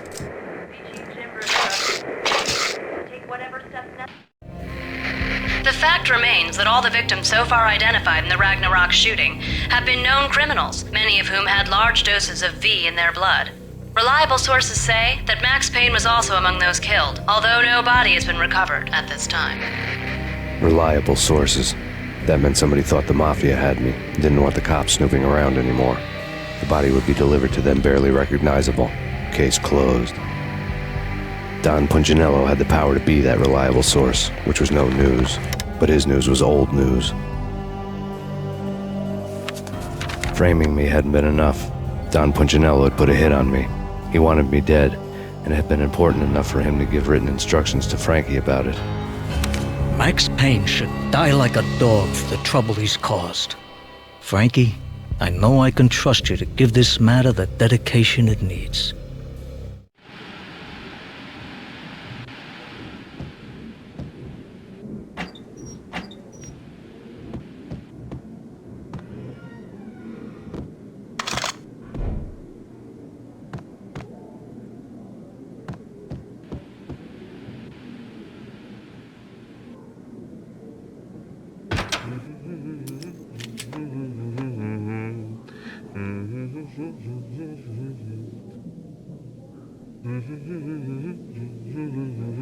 Hey!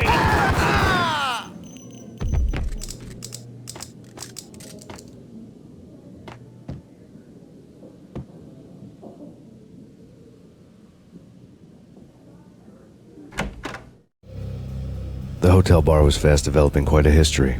True to his words, Frankie was there, having a beer. Jesus Christ. How the hell'd you get loose? Got bored waiting. Thought, what the hell, we could just as well finish this here.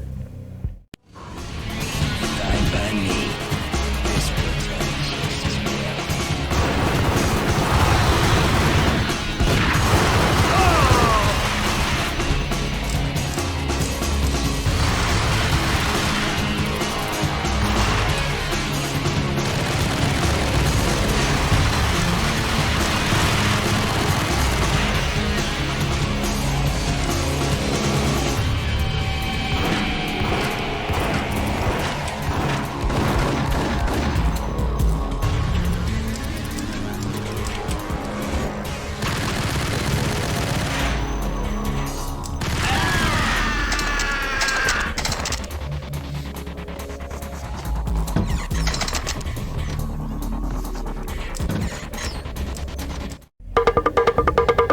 Thank you. You've been a lovely audience.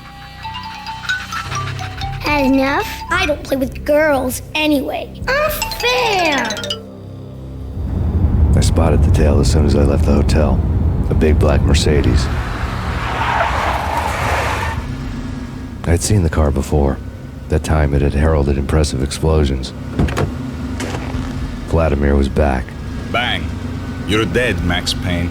I might have laughed if I remembered how. What's this supposed to be? Cops and robbers? Look, you want something with me? Get in line. Peace, man. Relax. You know you are a real news item. Armed and dangerous. I am going to make you an offer you can't refuse. I've always wanted to say that. It's a bum rap. I've been framed. Well, that's a moot point.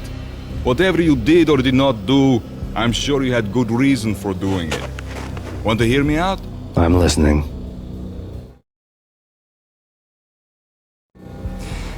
Punchinello messing with V is bad for business all around.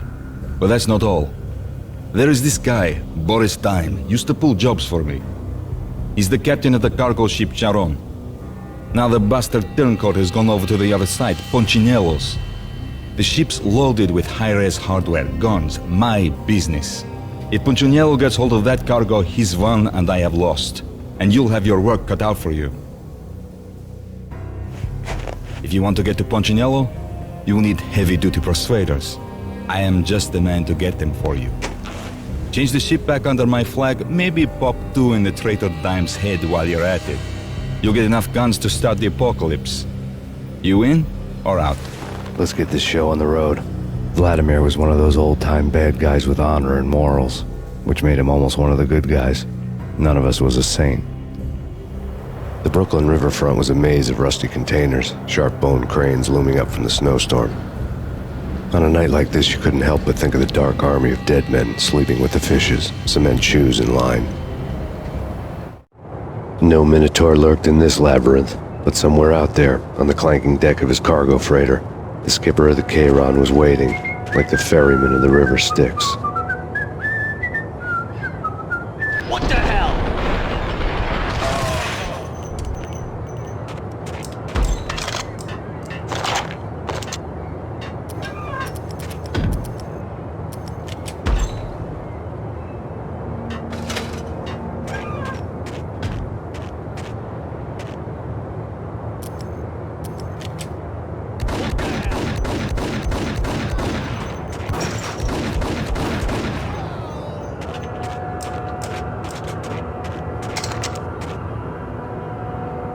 Both of them beat to a pulp. Eyes swollen. They couldn't see in the end. Swaying on their feet. Slipping on the blood. Money's worth. Brought tears to my eyes. Transcendental.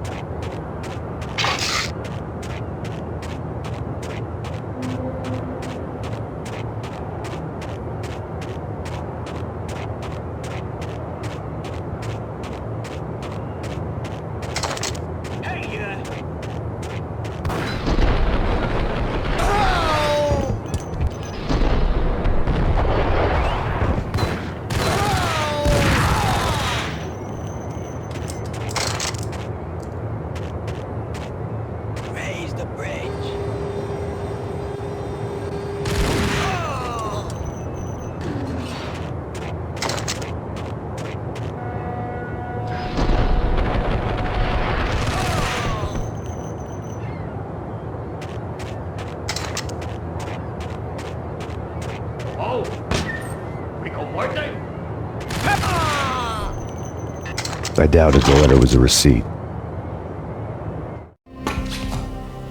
Rico Muerte had come to town to do more than just sort out family troubles. Exhibits number 1, 2, and 3. A briefcase of money, a sniper rifle, and an envelope with one word neatly printed on a folded piece of expensive paper. Mayor. It didn't sound like a mafia contract at all. It was too cold and too to the point.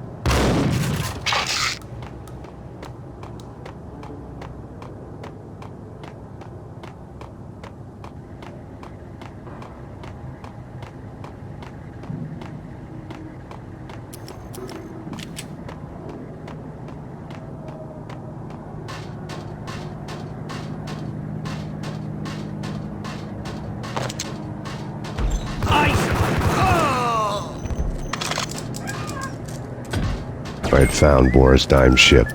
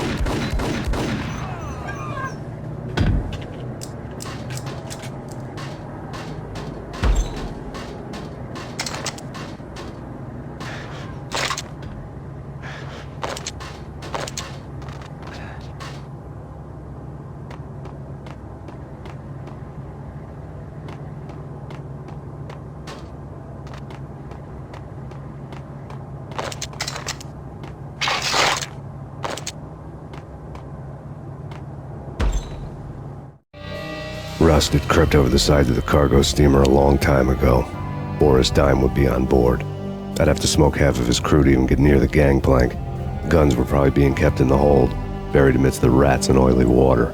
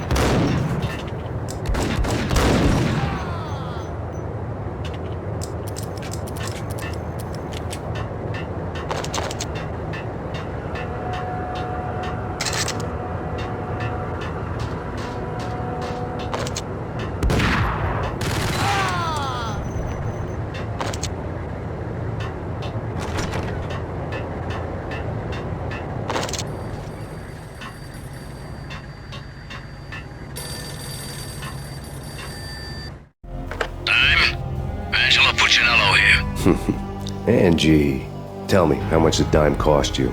I bet it was more than his name. Max Payne. Right the first time. You're dead, punk. You sure you're not confusing me with Boris here? But you are right, of course. Pretty soon we should get together and have a talk. You son of a... Pissing Punchinello off was a dangerous game, but when people get mad, they make mistakes. I should know. That's where I wanted Punchinello, mad enough to trip over his own feet, preferably into a grave.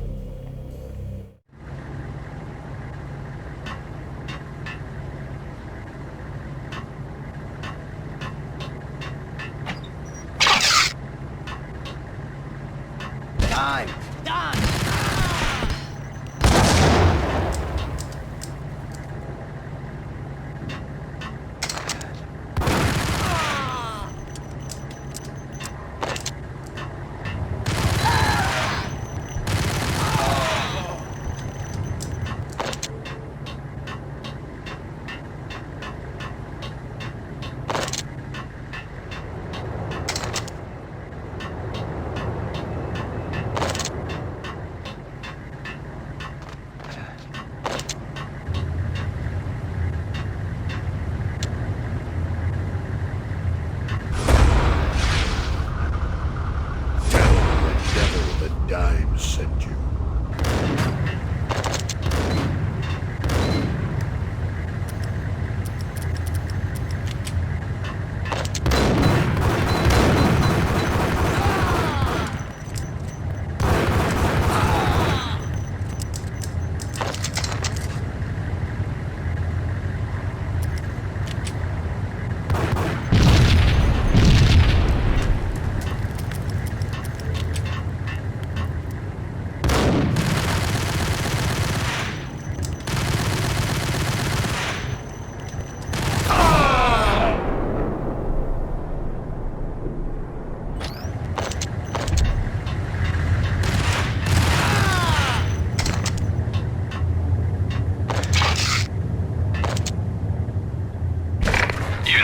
To handle yourself. Anybody who says different is calling me a liar. Glad of you here. Collect all the guns and ammo you want. Meet me on the bridge afterwards.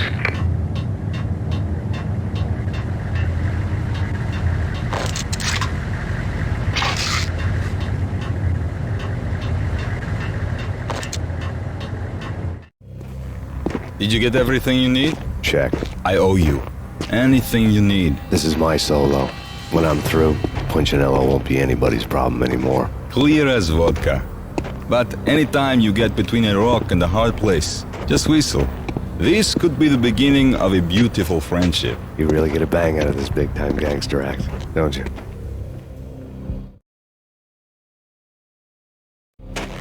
Even with all this firepower, I figured I couldn't get to Punchinello at his manor. I could only hope that he wouldn't pass a chance to hear me beg, to see he's won. This is Max Payne. I want to cut a deal. Payne, you're a dead man. That's what everybody keeps telling me. I got your ship and her cargo. I want to meet. No pain, no gain. Capiche? You know my restaurant? Yeah, I know it. 1 hour. Punchinello's restaurant had seen better days. Snow was falling like ashes from post-apocalyptic skies, but that was outside. Things would soon get hot in the Don's restaurant. I knew it was a long shot, Angelo Punchinello actually showing up, but there was no crime in hoping.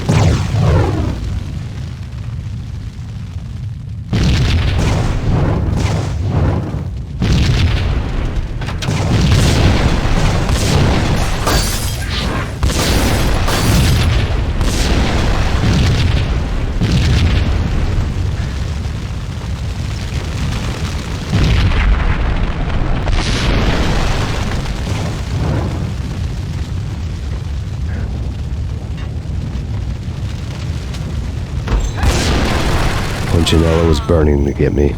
The feeling was mutual. He was trying to put out my flames with gasoline.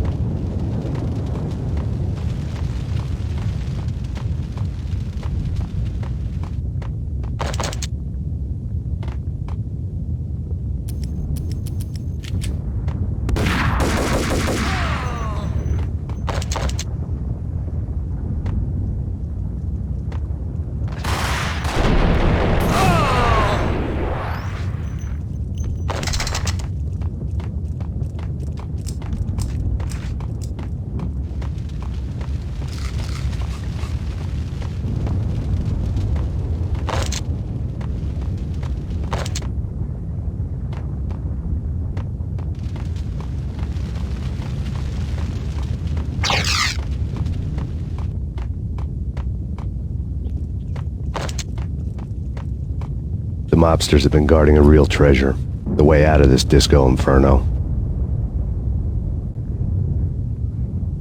It's Payne!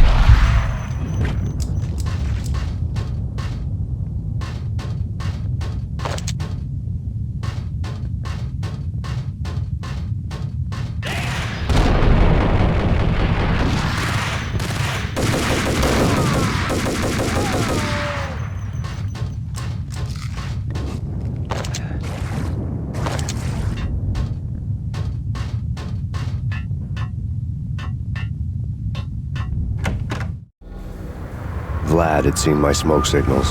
The Mercedes was revving to go, almost drowning out the banshee wail of the sirens.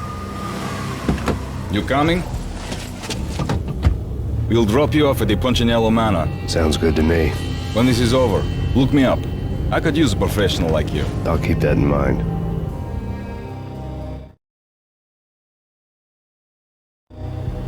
The night groaned with cold. The garden lights flickered nervously. In their light, the falling snow was dead white before the darkness ate it up. I had heard the stories. The trio were mad dogs. They'd have hung the heads of their enemies over the manor gates if the capo had only let them. Punchinello wanted Payne. He'd see the pain. The trick in my situation was that there was no trick, no matter what the movies tell you. No rules, no secret mantra, no roadmap. It wasn't about how smart or how good you were. It was chaos and luck, and anyone who thought different was a fool. All you could do was to hang on madly, as long and as hard as you could. Someone had graciously left the back door open for me and killed the guards. My money was on Mona. I knew the trio would be standing between me and Punchinello. I had read their rap sheets, thick as phone books. No one would be walking out of here alive. The numbing cold of the broken night had followed me in. Upstairs, the trio tangoed down the manor halls to the silent rhythm of their murderous hearts, the blood of their victims rust on their lips. Vince Mugnano, Pilot Providence, a.k.a. Big Brother, and Joe Deadpan Salem. The pistol was a frozen lump in my hand, piercing the skin, gnawing me to the bone.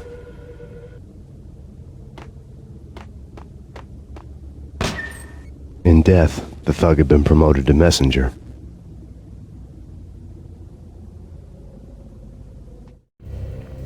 Someone hadn't enjoyed the Don's hospitality. Someone with a flair for the dramatic. Someone who had let herself out of a locked cell and past a couple of armed guards. My thoughts were on Mona again. I could only hope she was a good enough gambler to walk away while she was still winning, before she'd run into the trio.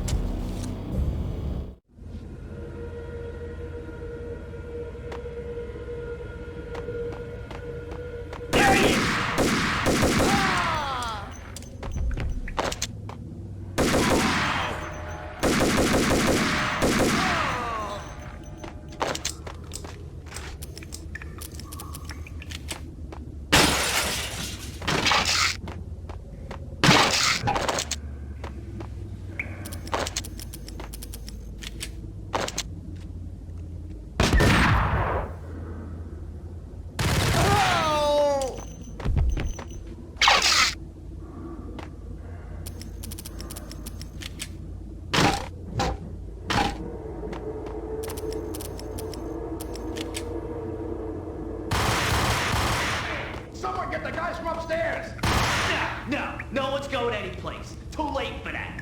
He walks in, we waste him. Vinny and Joe and Pilot won't get the credit for this kill.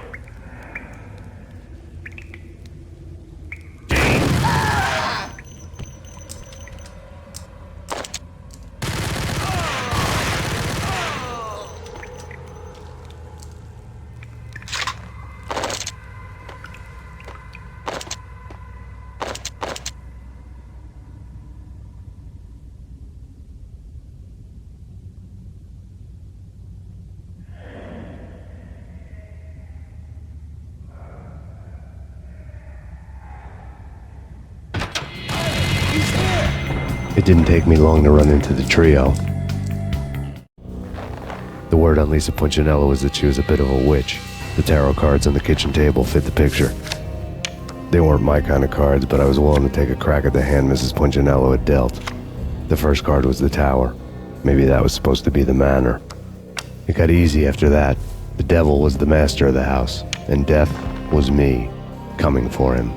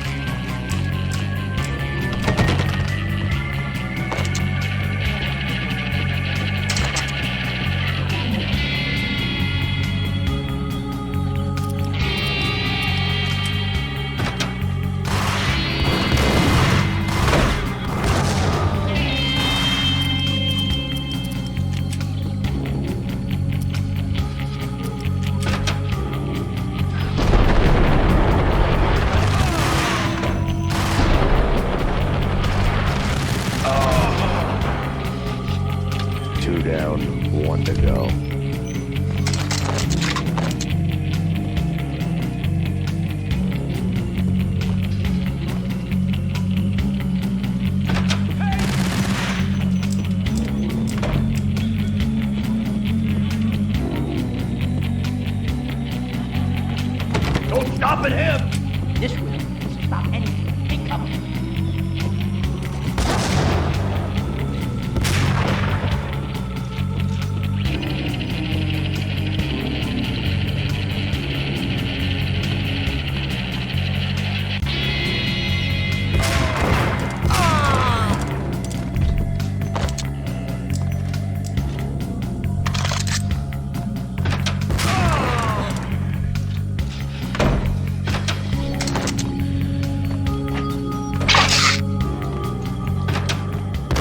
It was too late for her.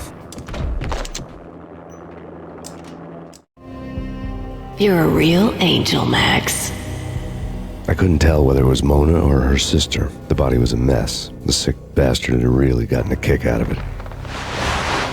Seeing her lying there got me thinking about another woman's body on another bed. Got me thinking about a fallen cradle.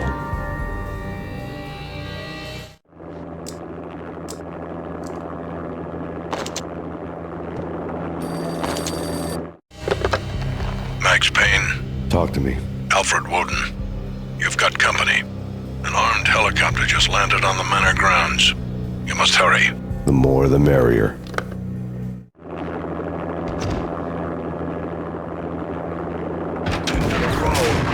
Vince Milano.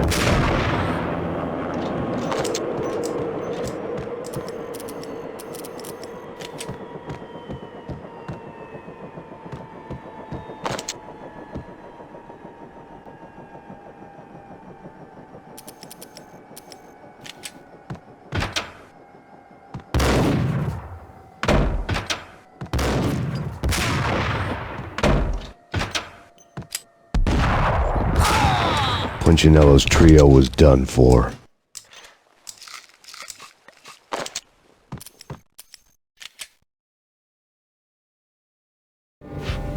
Outside my door. Hurry. He's coming for me. You gotta hurry. Please. I could hear Punchinello on the phone begging for help. He should have been saying his goodbyes. Punchinello was a pushover. The moment I stepped into the room, he folded like a deuce before a royal flush. No, wait. I was just doing what I was told. I couldn't refuse. She's someone high up. Government, maybe. I don't know. He was trying to buy more sand for his hourglass. I wasn't selling any. No, I told him nothing.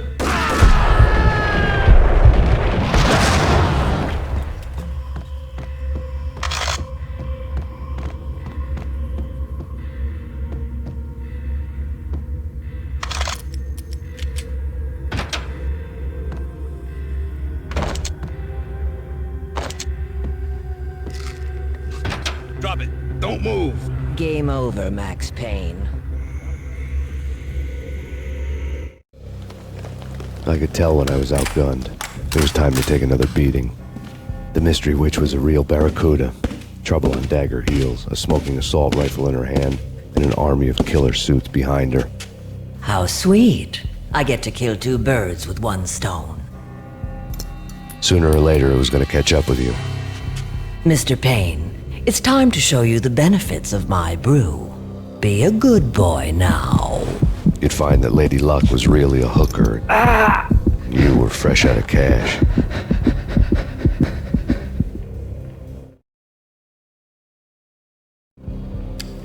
Gentlemen, we're done here. Take me to Cold Steel. She had just given me an OD of Valkyr. I could feel green fire eating my brains. They turned to steam. They did a fade on me. I'd never had a chance. The witch had got me just as sure as if she put a gun to my head and pulled the trigger. The shadows rushed me, bruised mugshot faces hungry for revenge. They knew my weak spots and closed in for the kill. The floor turned into a vortex of green blood. I fell. The flesh of fallen angels.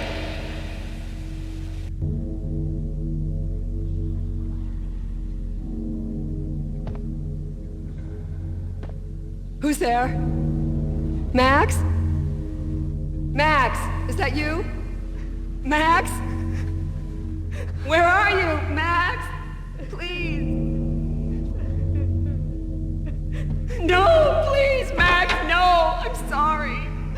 please don't, Max. No, please.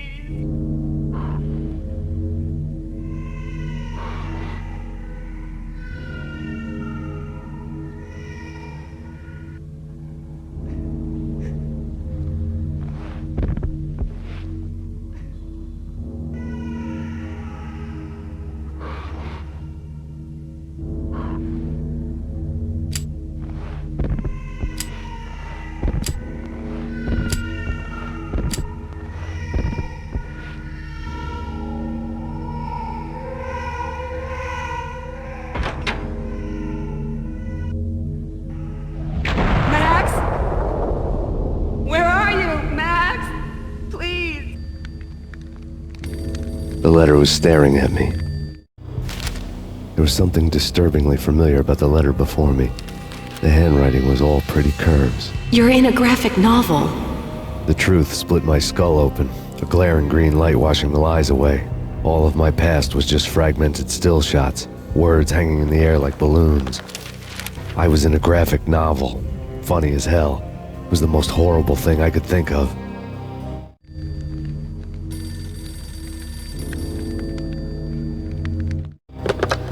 Bartender is shiny stuff and dreams are made of stooped necromancers.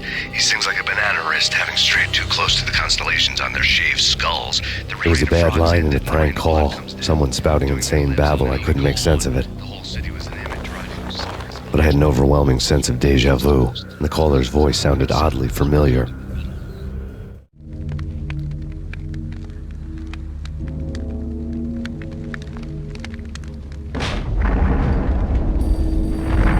The weird piece of paper looked dangerous. There was something disturbingly familiar about the letter before me. The handwriting was all pretty curves. You're in a computer game, Max. The truth was a burning green crack through my brain, weapon statistics hanging in the air, glimpsed out of the corner of my eye, endless repetition of the act of shooting, time slowing down to show off my moves, the paranoid feel of someone controlling my every step. I was in a computer game. Funny as hell, it was the most horrible thing I could think of.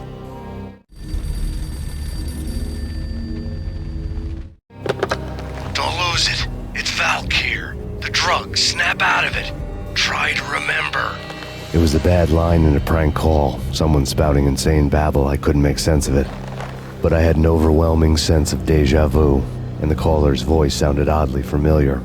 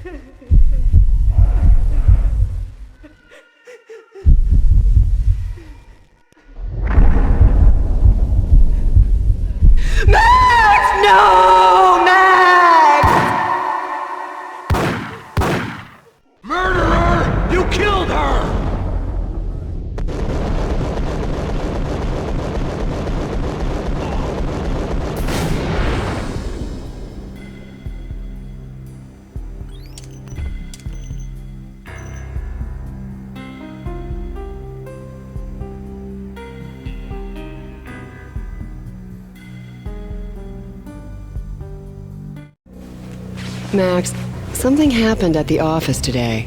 A strange memo. Something about Vikings. Honey, I gotta run. You can tell me all about it this evening. Have a nice day, darling. The bullet holes were rubies on her chest, blood glowing on her ivory skin. She was so beautiful. The killer was smiling. The flesh of fallen angels.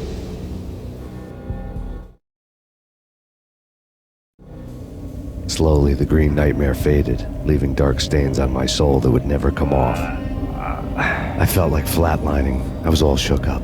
I woke up in a cold sweat, sick and tired to the bone, lying in a puddle of my own puke. The hag had said take me to Cold Steel before it had all gone crazy. It was a clue, the only one I had. It took me forever to crawl back to my feet and hit the road, but when I did, I drove straight to Cold Steel Foundry outside the city.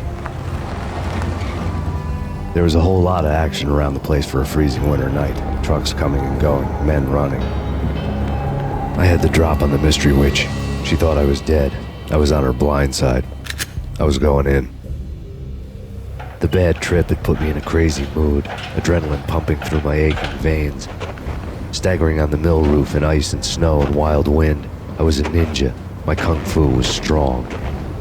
I wasn't kidding anybody. At best, I was Superman on Kryptonite about to fall through a skylight, down to where it was all going down. A half-abandoned industrial area in the middle of nowhere. The factory was a perfect front for any number of illegal activities.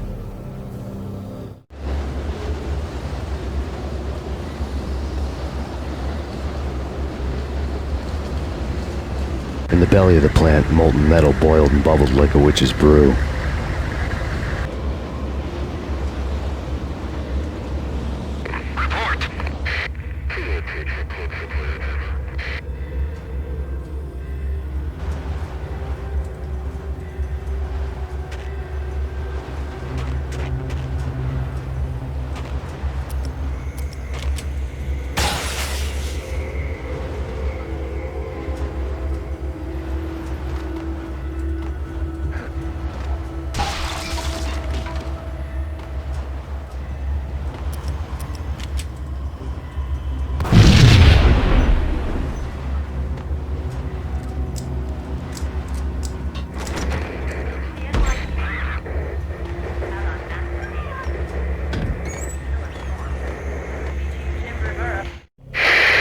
Life-threatening weather conditions.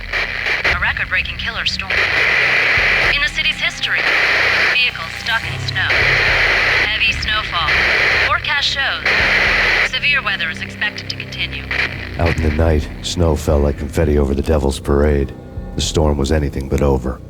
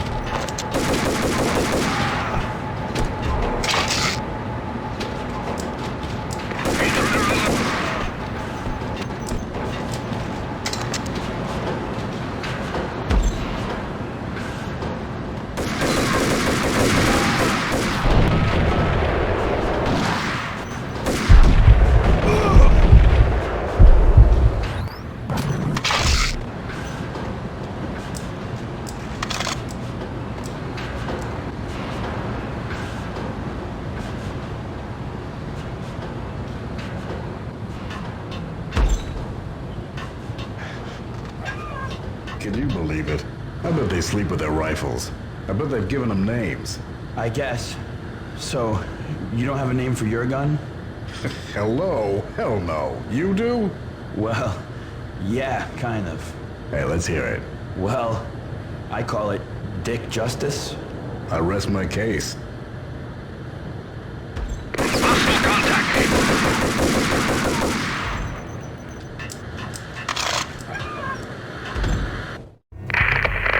Perimeter breached.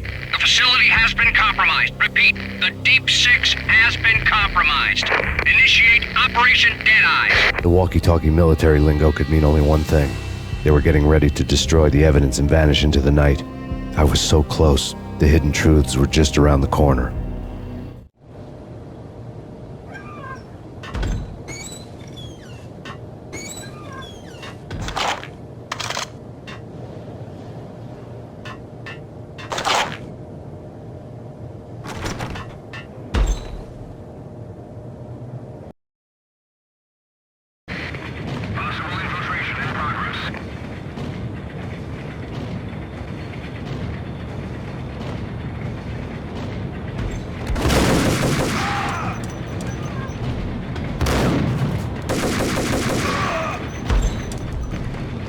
The folder on the table told a grim tale.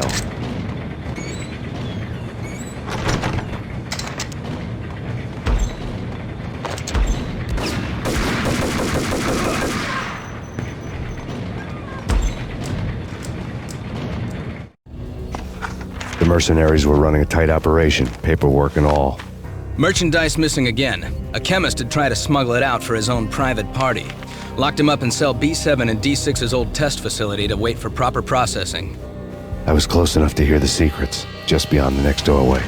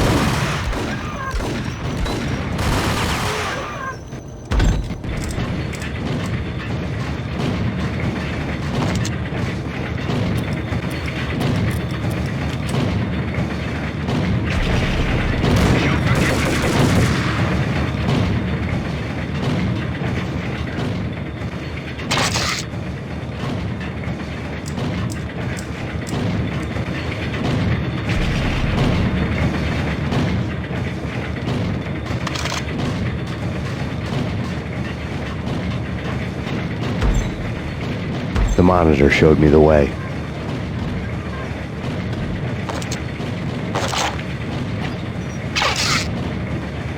Processing diagrams filled the control room screens, all but one. An elevator titled D6 on one of the screens, somewhere onwards, past rows of ovens, in the core of the plant.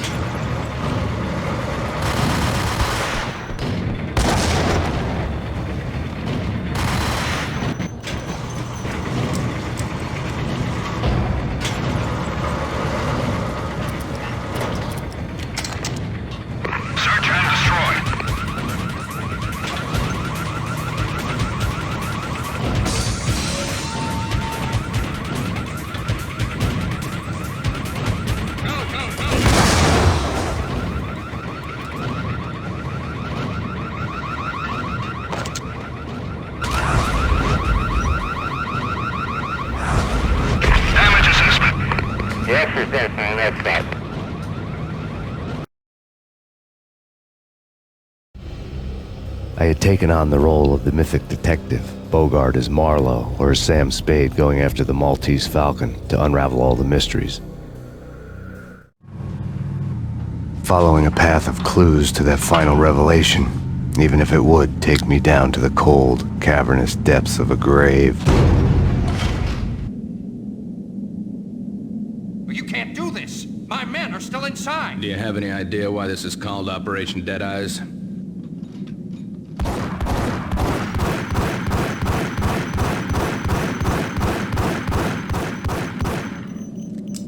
I think he's dead already.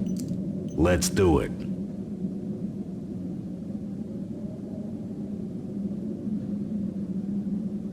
Attention all personnel. The self-destruction sequence has been initiated. Evacuate the complex immediately. Repeat, the self-destruction sequence has been initiated. Proceed to the nearest exit immediately.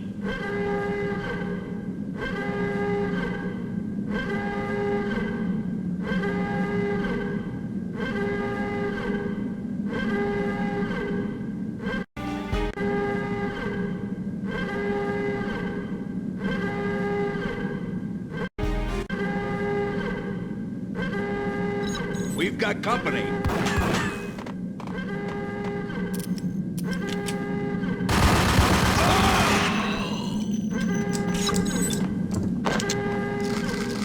I had seen the look. There was an old army bunker under the steel mill. I knew the military plaque on the floor. I had seen 1,000 variations of the insignia on crumbling brick walls everywhere in the city. The sword replaced by a syringe. Project Valhalla, V for Valkyr, V for Valhalla. All of a sudden it read like a crackpot conspiracy theory.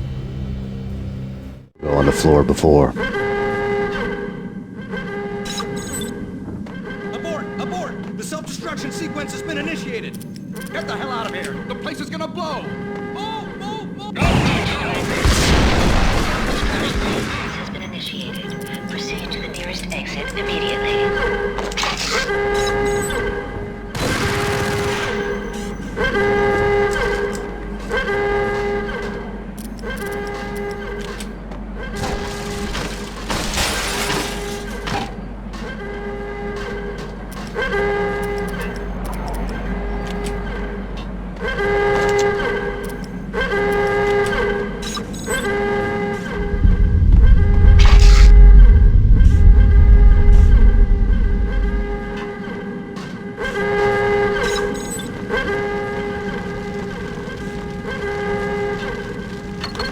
Like everything else in the Valkyr case, the door code was a mystery to me.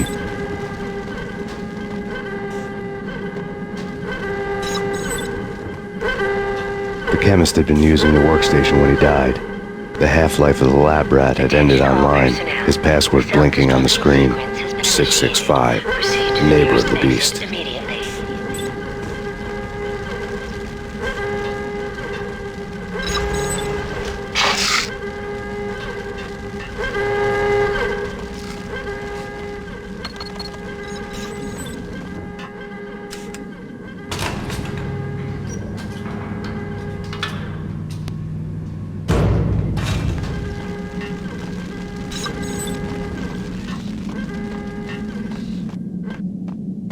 Hey! In here! Hey!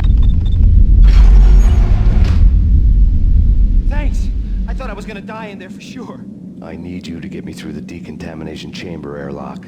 You're crazy! No way! The place is blowing up, for Christ's sakes! Either that or back to the cell. Your choice. Okay, okay, I'll do it. I'll do it.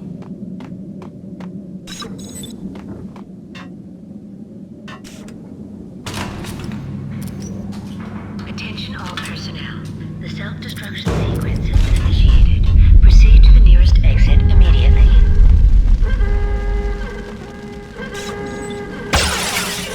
We're dead! We're dead!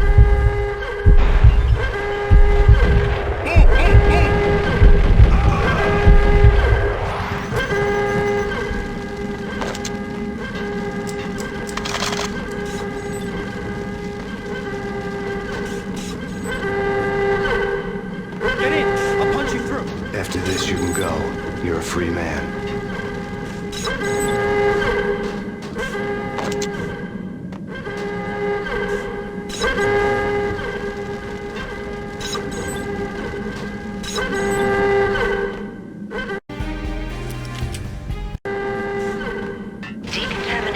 computer back in. Fast. Decontamination.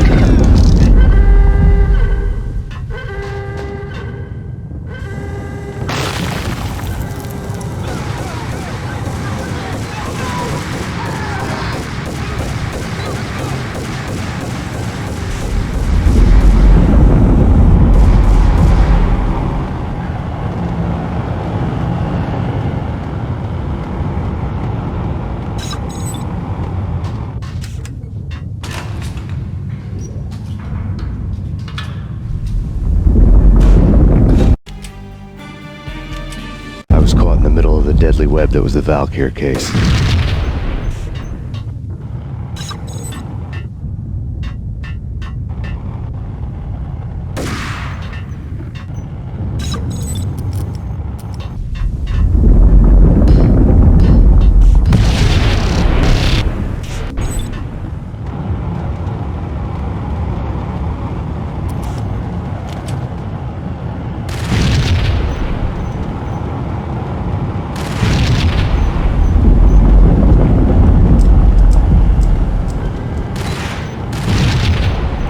One of the lab terminals had the project logo on the screen.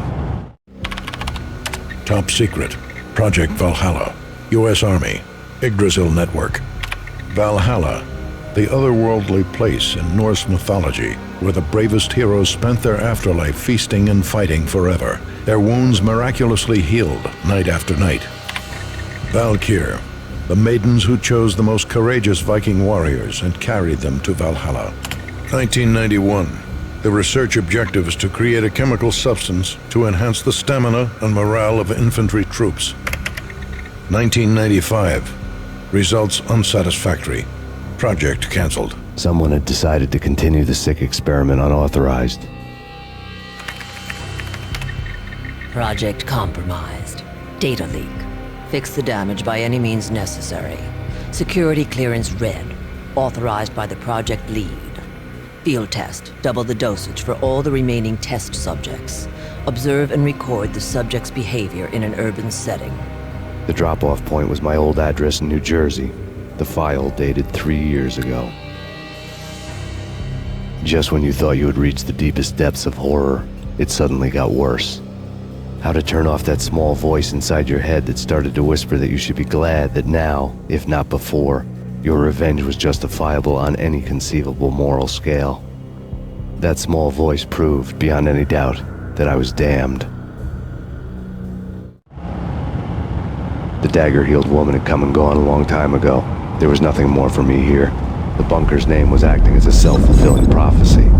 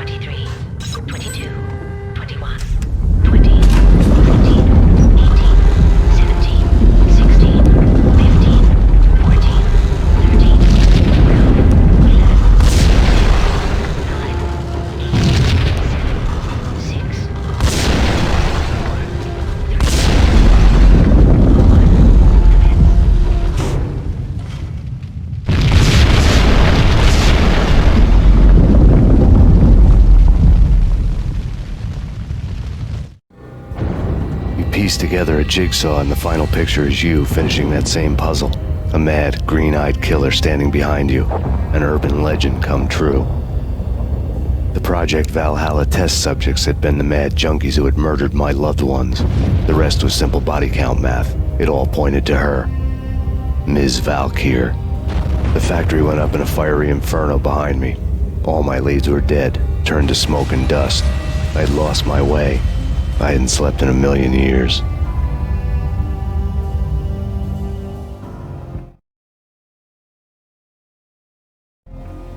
I felt thin as death. I've been living on an endless supply of week-old donuts. They were fuel for this crazy furnace inside my head. I couldn't remember when I had last seen the sun.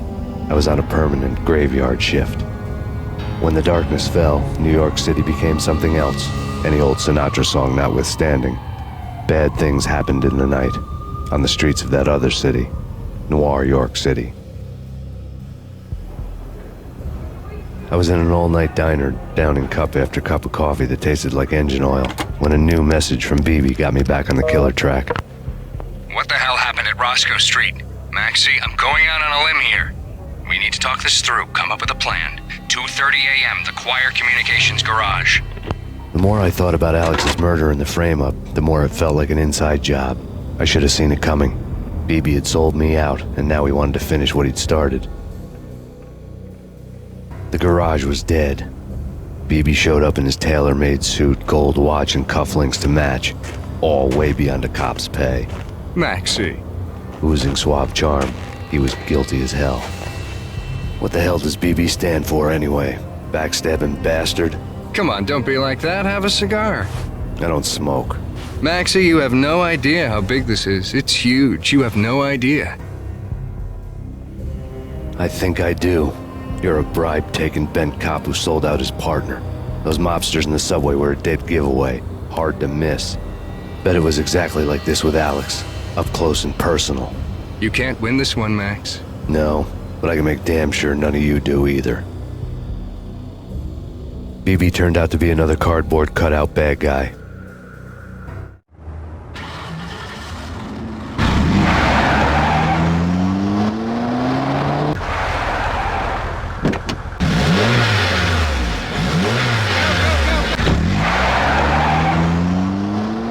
A bad cop on the take. A cowardly right-hand man fleeing from the scene, leaving his paid thugs to do his dirty work.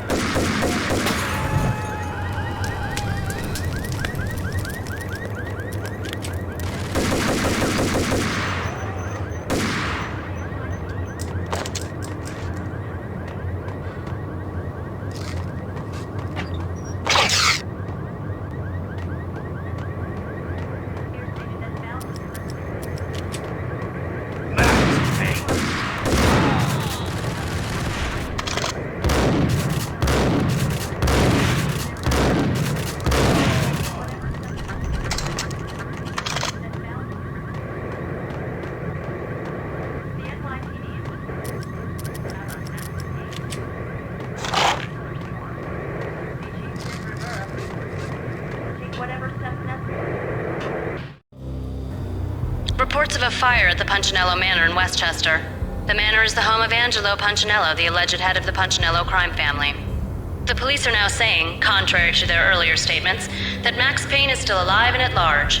He continues his vendetta against the Mafia, of which this last act of arson is attributed to. I had no recollection of setting any fires, but I did remember the flames.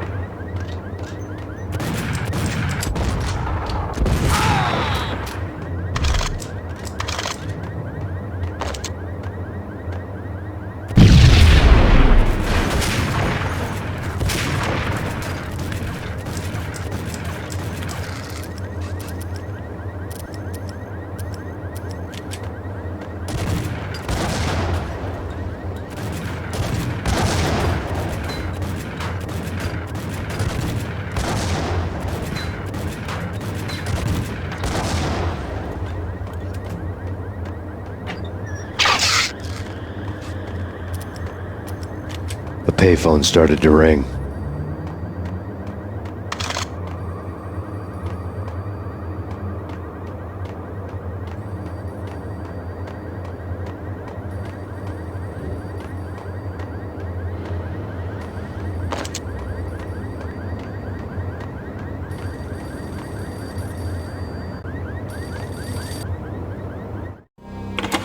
Yeah.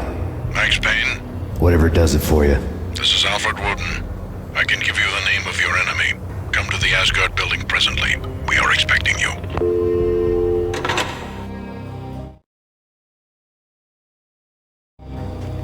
Woden was waiting for me on the steps of the old building. Mr. Payne, let's go inside. The others are anxious to begin. The others? Despite the general misconception, this building actually predates the City Hall by 2 years, thus being the oldest municipal building still in use here at the foot of the Brooklyn Bridge. No kidding. The old man played tour guide as he led me through a dark, domed hall. The answers I was after loomed large ahead. Mr. Payne, I would like to introduce you to my colleagues in what we call the Inner Circle. You've been watching too much X-Files. You have seen the files on Project Valhalla. We can fill the gaps, provide you with the information missing from those files. We were all involved in the early stages of the project during the Gulf War. What's the catch? We would very much like to blow this thing wide open, but our hands are tied.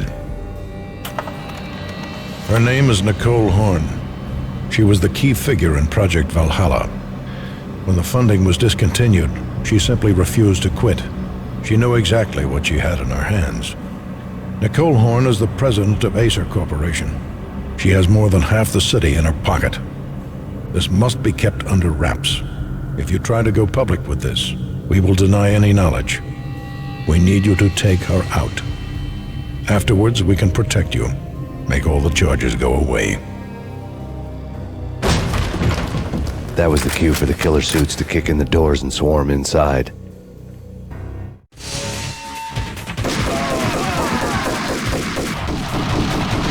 It was an impressive floor show, but I decided to leave early anyway. It was only a one-story fall. Lucky me.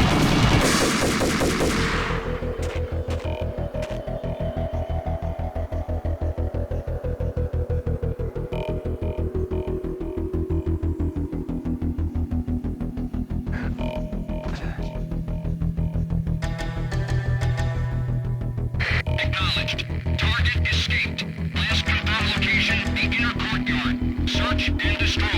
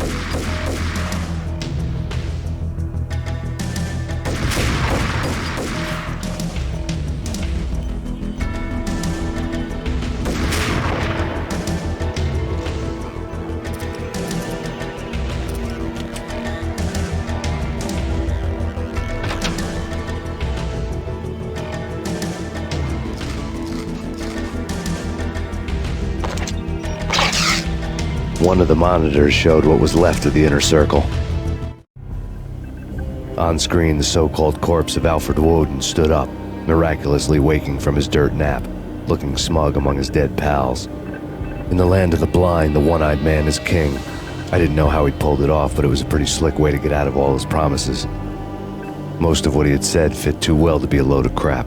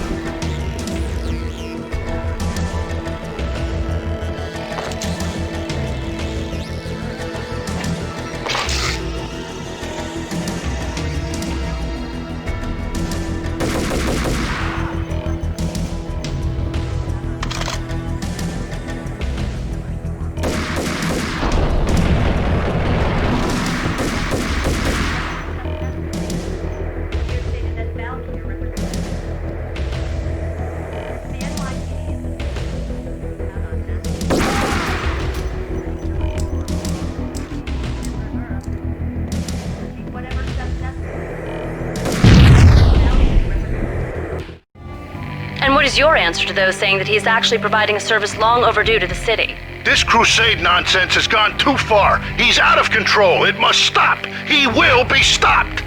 That was Deputy Chief Jim Bravura from the New York City Police Department.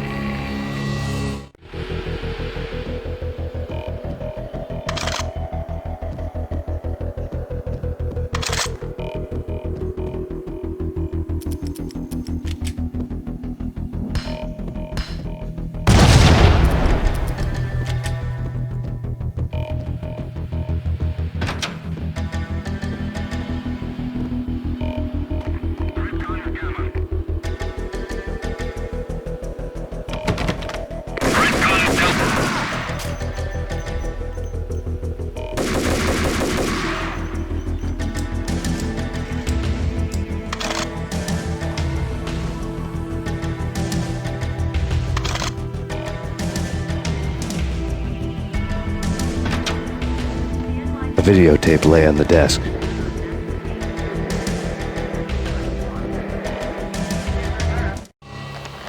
Nicole Horn had blackmailed the Inner Circle into silence.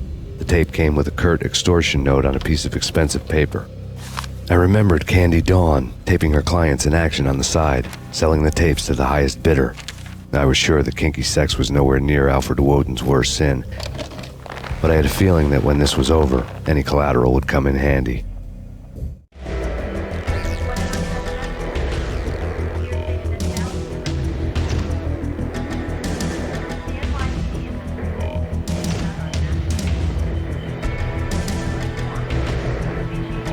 Woden had left me a present.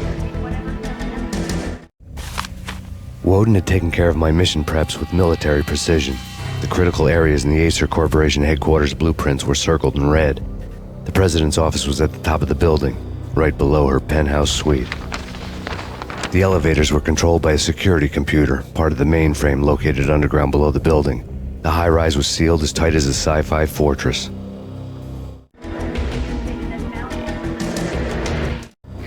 Nothing seems to stop Acer Corporation's phenomenal victory march. Incredibly, the stocks are still rocketing. Worried experts already see a danger in the company's success. Some have gone as far as to say that Acer Corporation is about to become an even bigger monopoly than Microsoft ever was.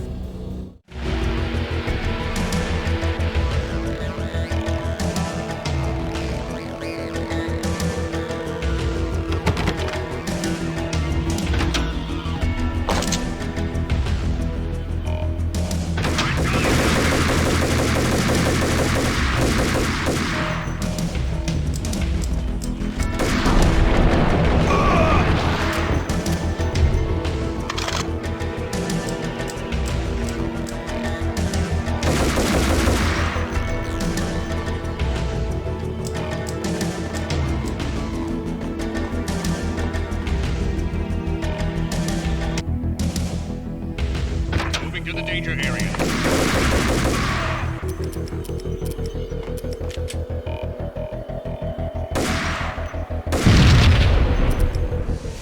Go, go, go!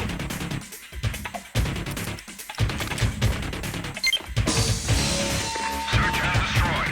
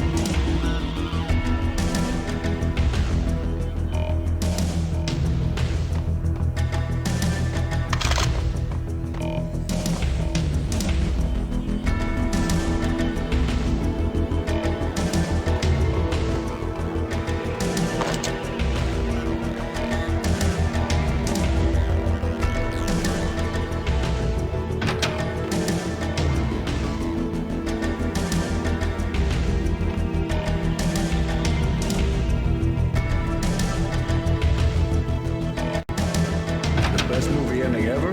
Gotta be Butch Cassidy and the Sundance Kid. A hero's end, going out with guns blazing. Never heard of it. No? Okay, newer stuff then. The Usual Suspects, where Spacey works out of the police station and suddenly loses his limb. Or hey, Seven, where Brad Pitt gets to that head-sized blood-soaked cardboard box. Now I know. Freaking zombie demons from outer space. Drowning in blood was cool. Why do I even bother? Sometimes, honestly, I don't know.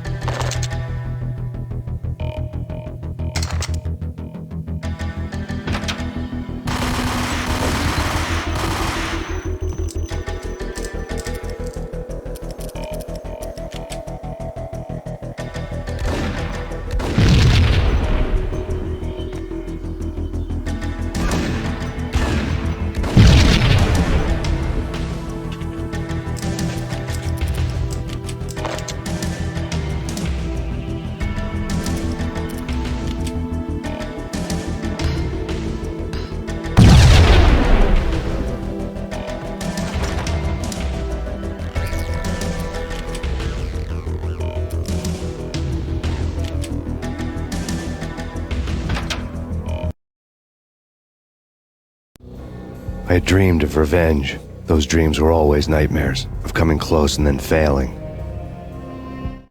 Now I was close. I had a name to guide me, Nicole Horn. I had nothing to lose.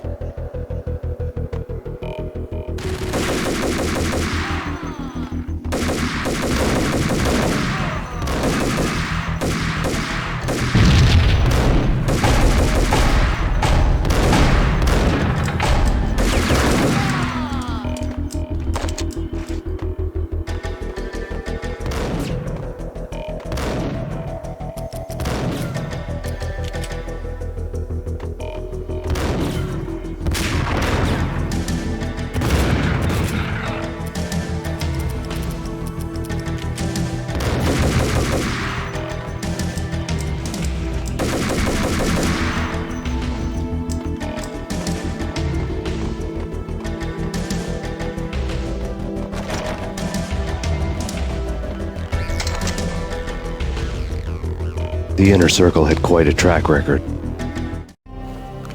Project Valhalla had not been the only thing the Inner Circle had been involved in. There were rows of cabinets full of files. The Serpentine Secret Society went back a long way, always pulling strings from the shadows. I couldn't say I was sorry. Woden's move in some Byzantine power game had cut the Circle's membership roster to 1. The old man wanted me on cleanup duty. It was my mess, too.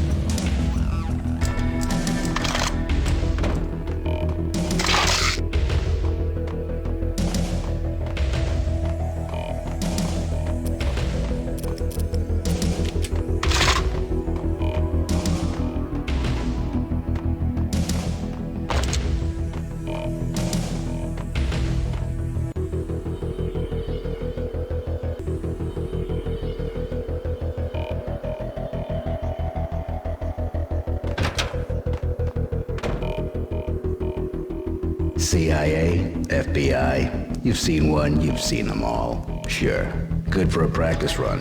But this, working for her, oh, this is the real thing. The money's astronomical. And best of all, you get to kill any scumbag who gets in your way. License to kill, like James Bond. Target located.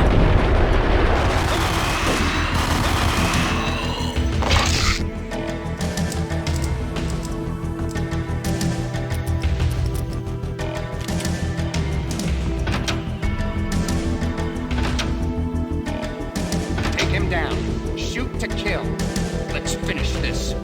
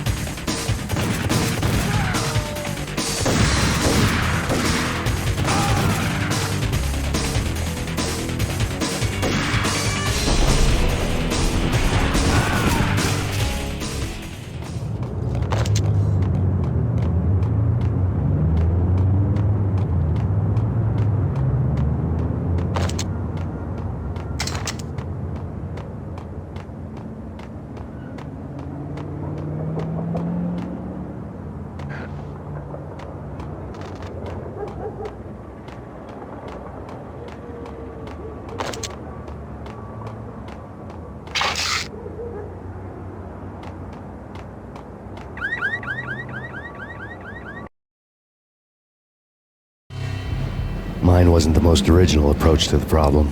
It wasn't as if it hadn't all been done before. An eye for an eye, the first principle of revenge. Old as dirt, still going strong. The cardinal rule in going after someone with an intention to kill was not to make it personal, which it almost always ended up being anyway. It did with me. I took my time, cruising around the city in the snow. There was no hurry. I knew what I had to do now. I took my time, thinking about it, building up the rage. When I was ready, I parked the stolen wheels at the front entrance of the Acer Corporation headquarters. Got out, got in, got cracking. I had a bullet with Nicole Horn's name on it. I had 10,000 bullets with the Hag's name on them. She had ultra-high-tech security systems, enough mercenaries and weaponry to start World War III. There was no fear. New York disappeared behind a veil of snow. I had crossed the threshold. This was her domain, sleek and sexy and soulless, all glass and steel. A place of color-coded security keycards, metal detectors, and surveillance systems.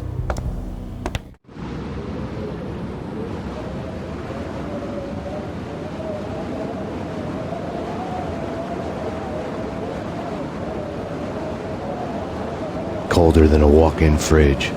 Cold as a gun.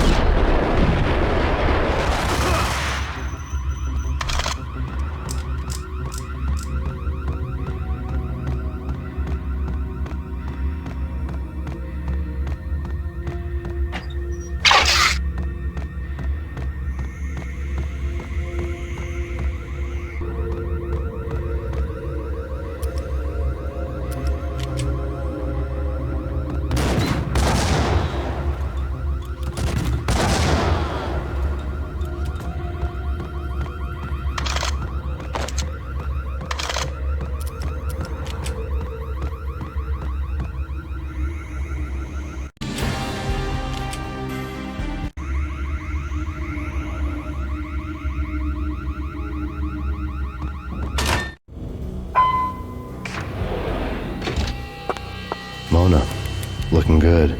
Max, we gotta stop meeting like this. It will be a cold day in hell before I let a narc cop stop me. Miss Sachs, do your job. Relax, Max. You're a nice guy. I don't kill nice guys. You're not bad yourself. It was different when Horn wanted Punchinello dead. To cut her ties to the Mafia. He deserved to die. The same goes with her. She's the bad guy here. Her sister was whispering to her in my favor. I knew the appetites of ghosts intimately. They hungered for revenge.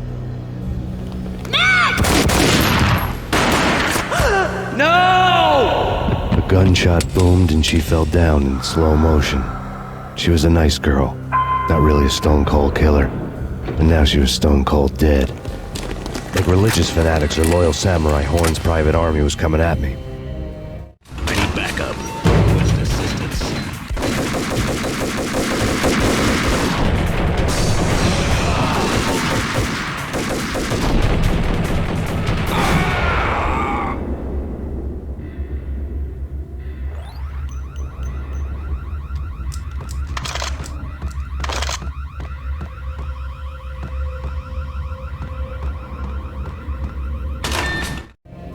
When the elevator came back down, Mona was gone. There was a lot of blood, but no body.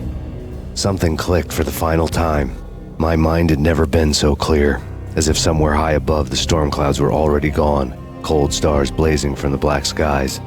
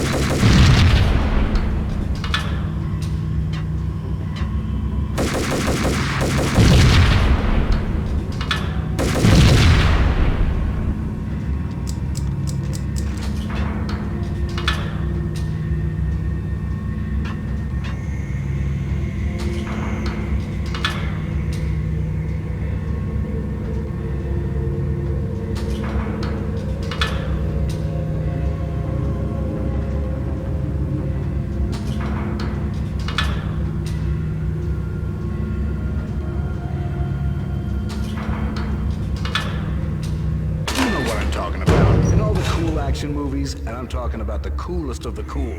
It always seems like time slows down in the middle of the action. You know, you can see the bullets flying through the air, the hero dodging in slow motion. Oh man, it would be so cool to be able to do that. Bullet time, that's what they call it. Bullet time, yeah, would be so cool. What the?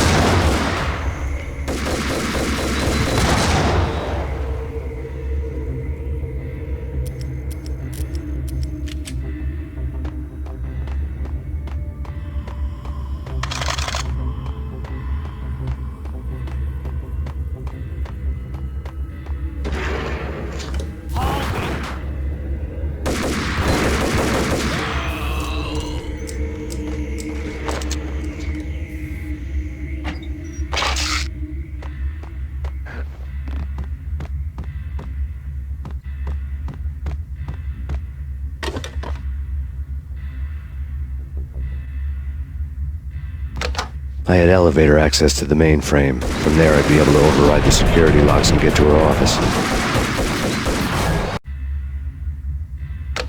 I had elevator access to the mainframe. From there, I'd be able to override the security locks and get to her office.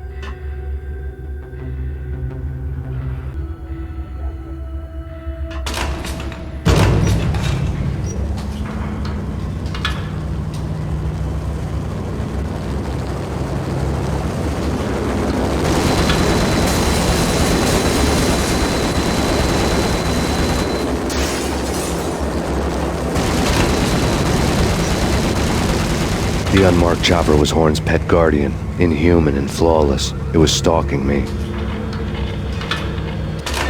Stereotyped. I'm not a cold-blooded killer. I'm a nice guy. I love my wife. I have 2 boys I'm very proud of. We just have to make the ends meet. And if that means I have to shoot someone now and then, hey, it's just my job from 9 to 5. Well, not quite from 9 to 5, but I hear you.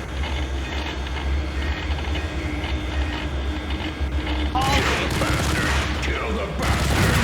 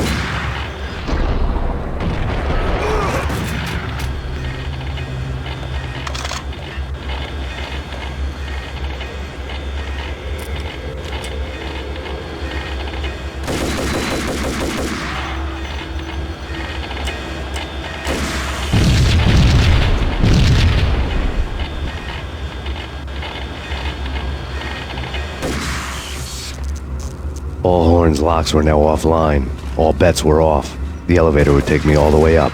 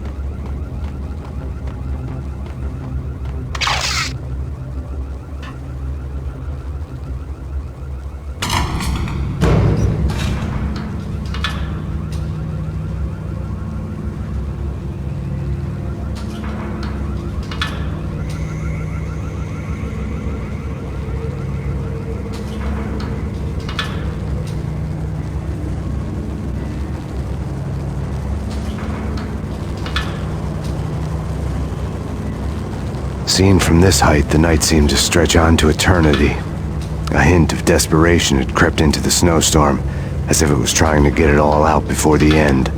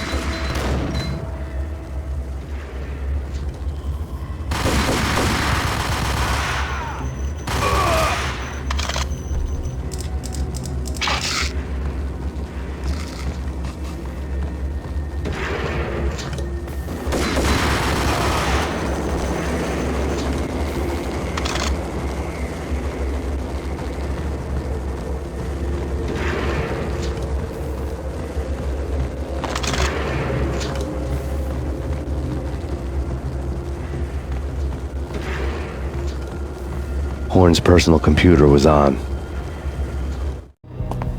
Next to the printer was a neat stack of expensive paper. Hacking through Horn's computer would have unearthed files of criminal plans, strategies for world domination, spy helicopter reports, illegal wiretap recordings, internet porno, all of the above. Take your pick. I really didn't care anymore. I had seen too much of it already.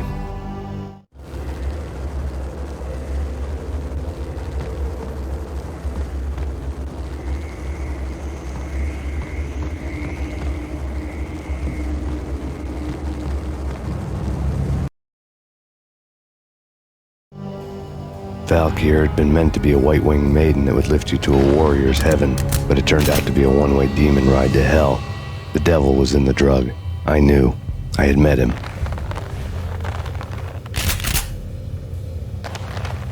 And now I was gonna kill her, the queen of the underworld who had tried to lift herself a bit closer to heaven with her drug money. No begging, no bribes. She knew better.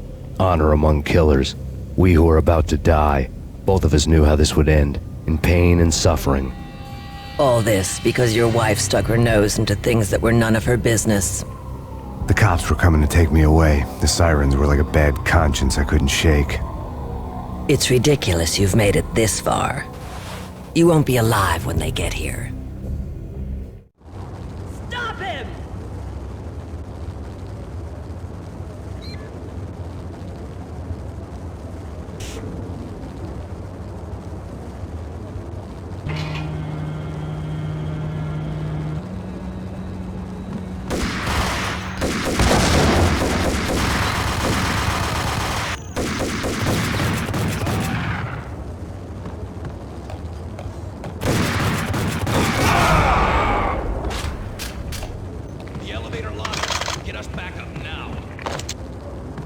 Max Payne, this is futile.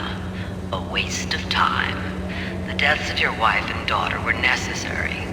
Inevitable. It is done. You cannot bring them back. Nothing you do will make it any better.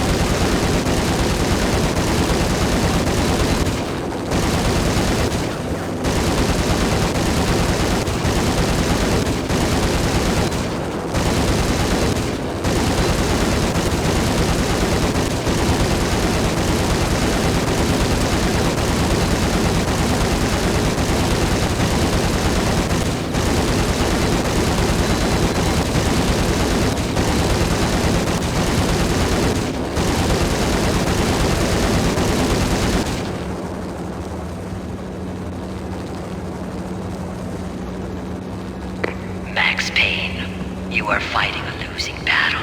You cannot survive this. You will die. Stop fighting. Make it easy for yourself. Accept your fate. You will die here.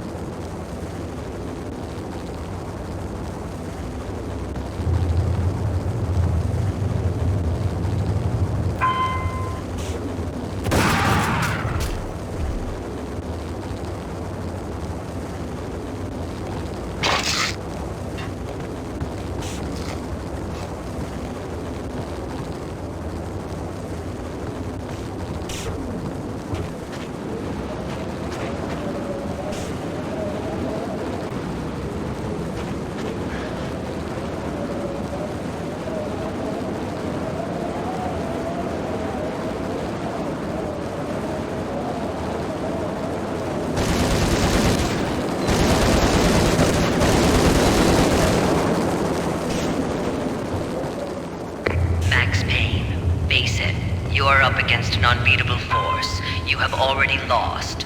You have lost. Only death will set you free from your pain. Accept it. Surrender. Give up.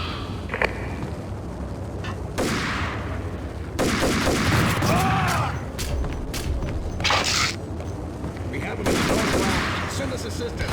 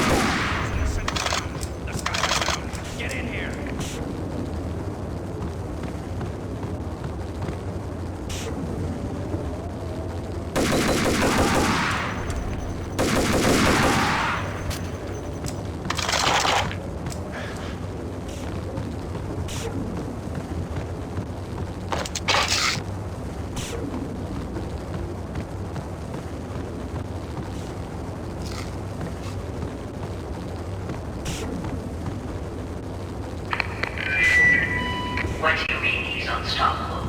You are superior to him in every way that counts. You are better trained, better equipped. You outnumber him at least 20 to 1. Do your job.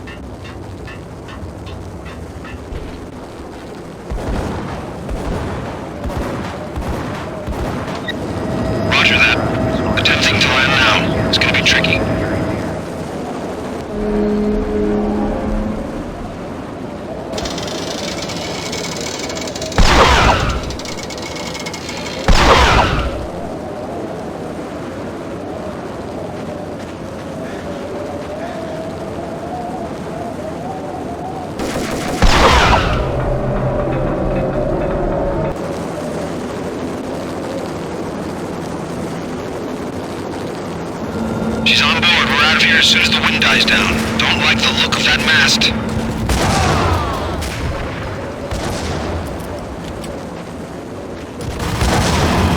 Lift off in 1 minute.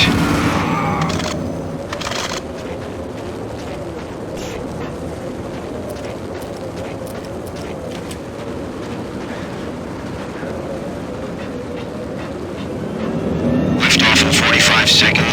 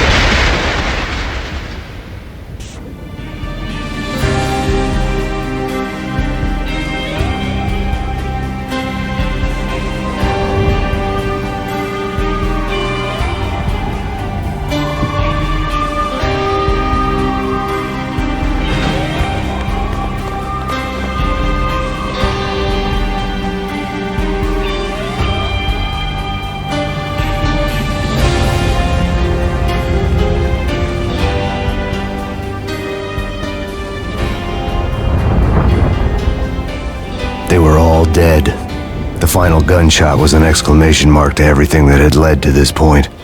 I released my finger from the trigger. And then it was all over. The storm seemed to lose its frenzy. The ragged clouds gave way to the stars above. Max Payne, this is Deputy Chief Jim Bravura from the NYPD. We've got the building surrounded.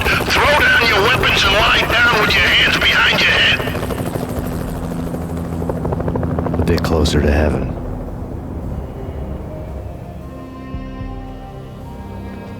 The cops' voices were distant and muted.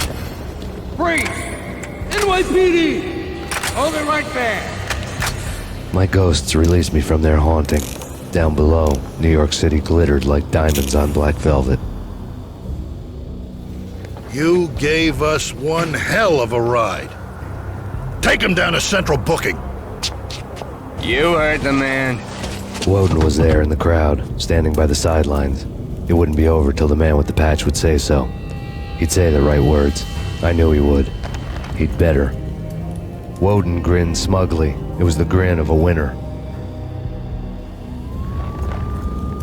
That made two of us.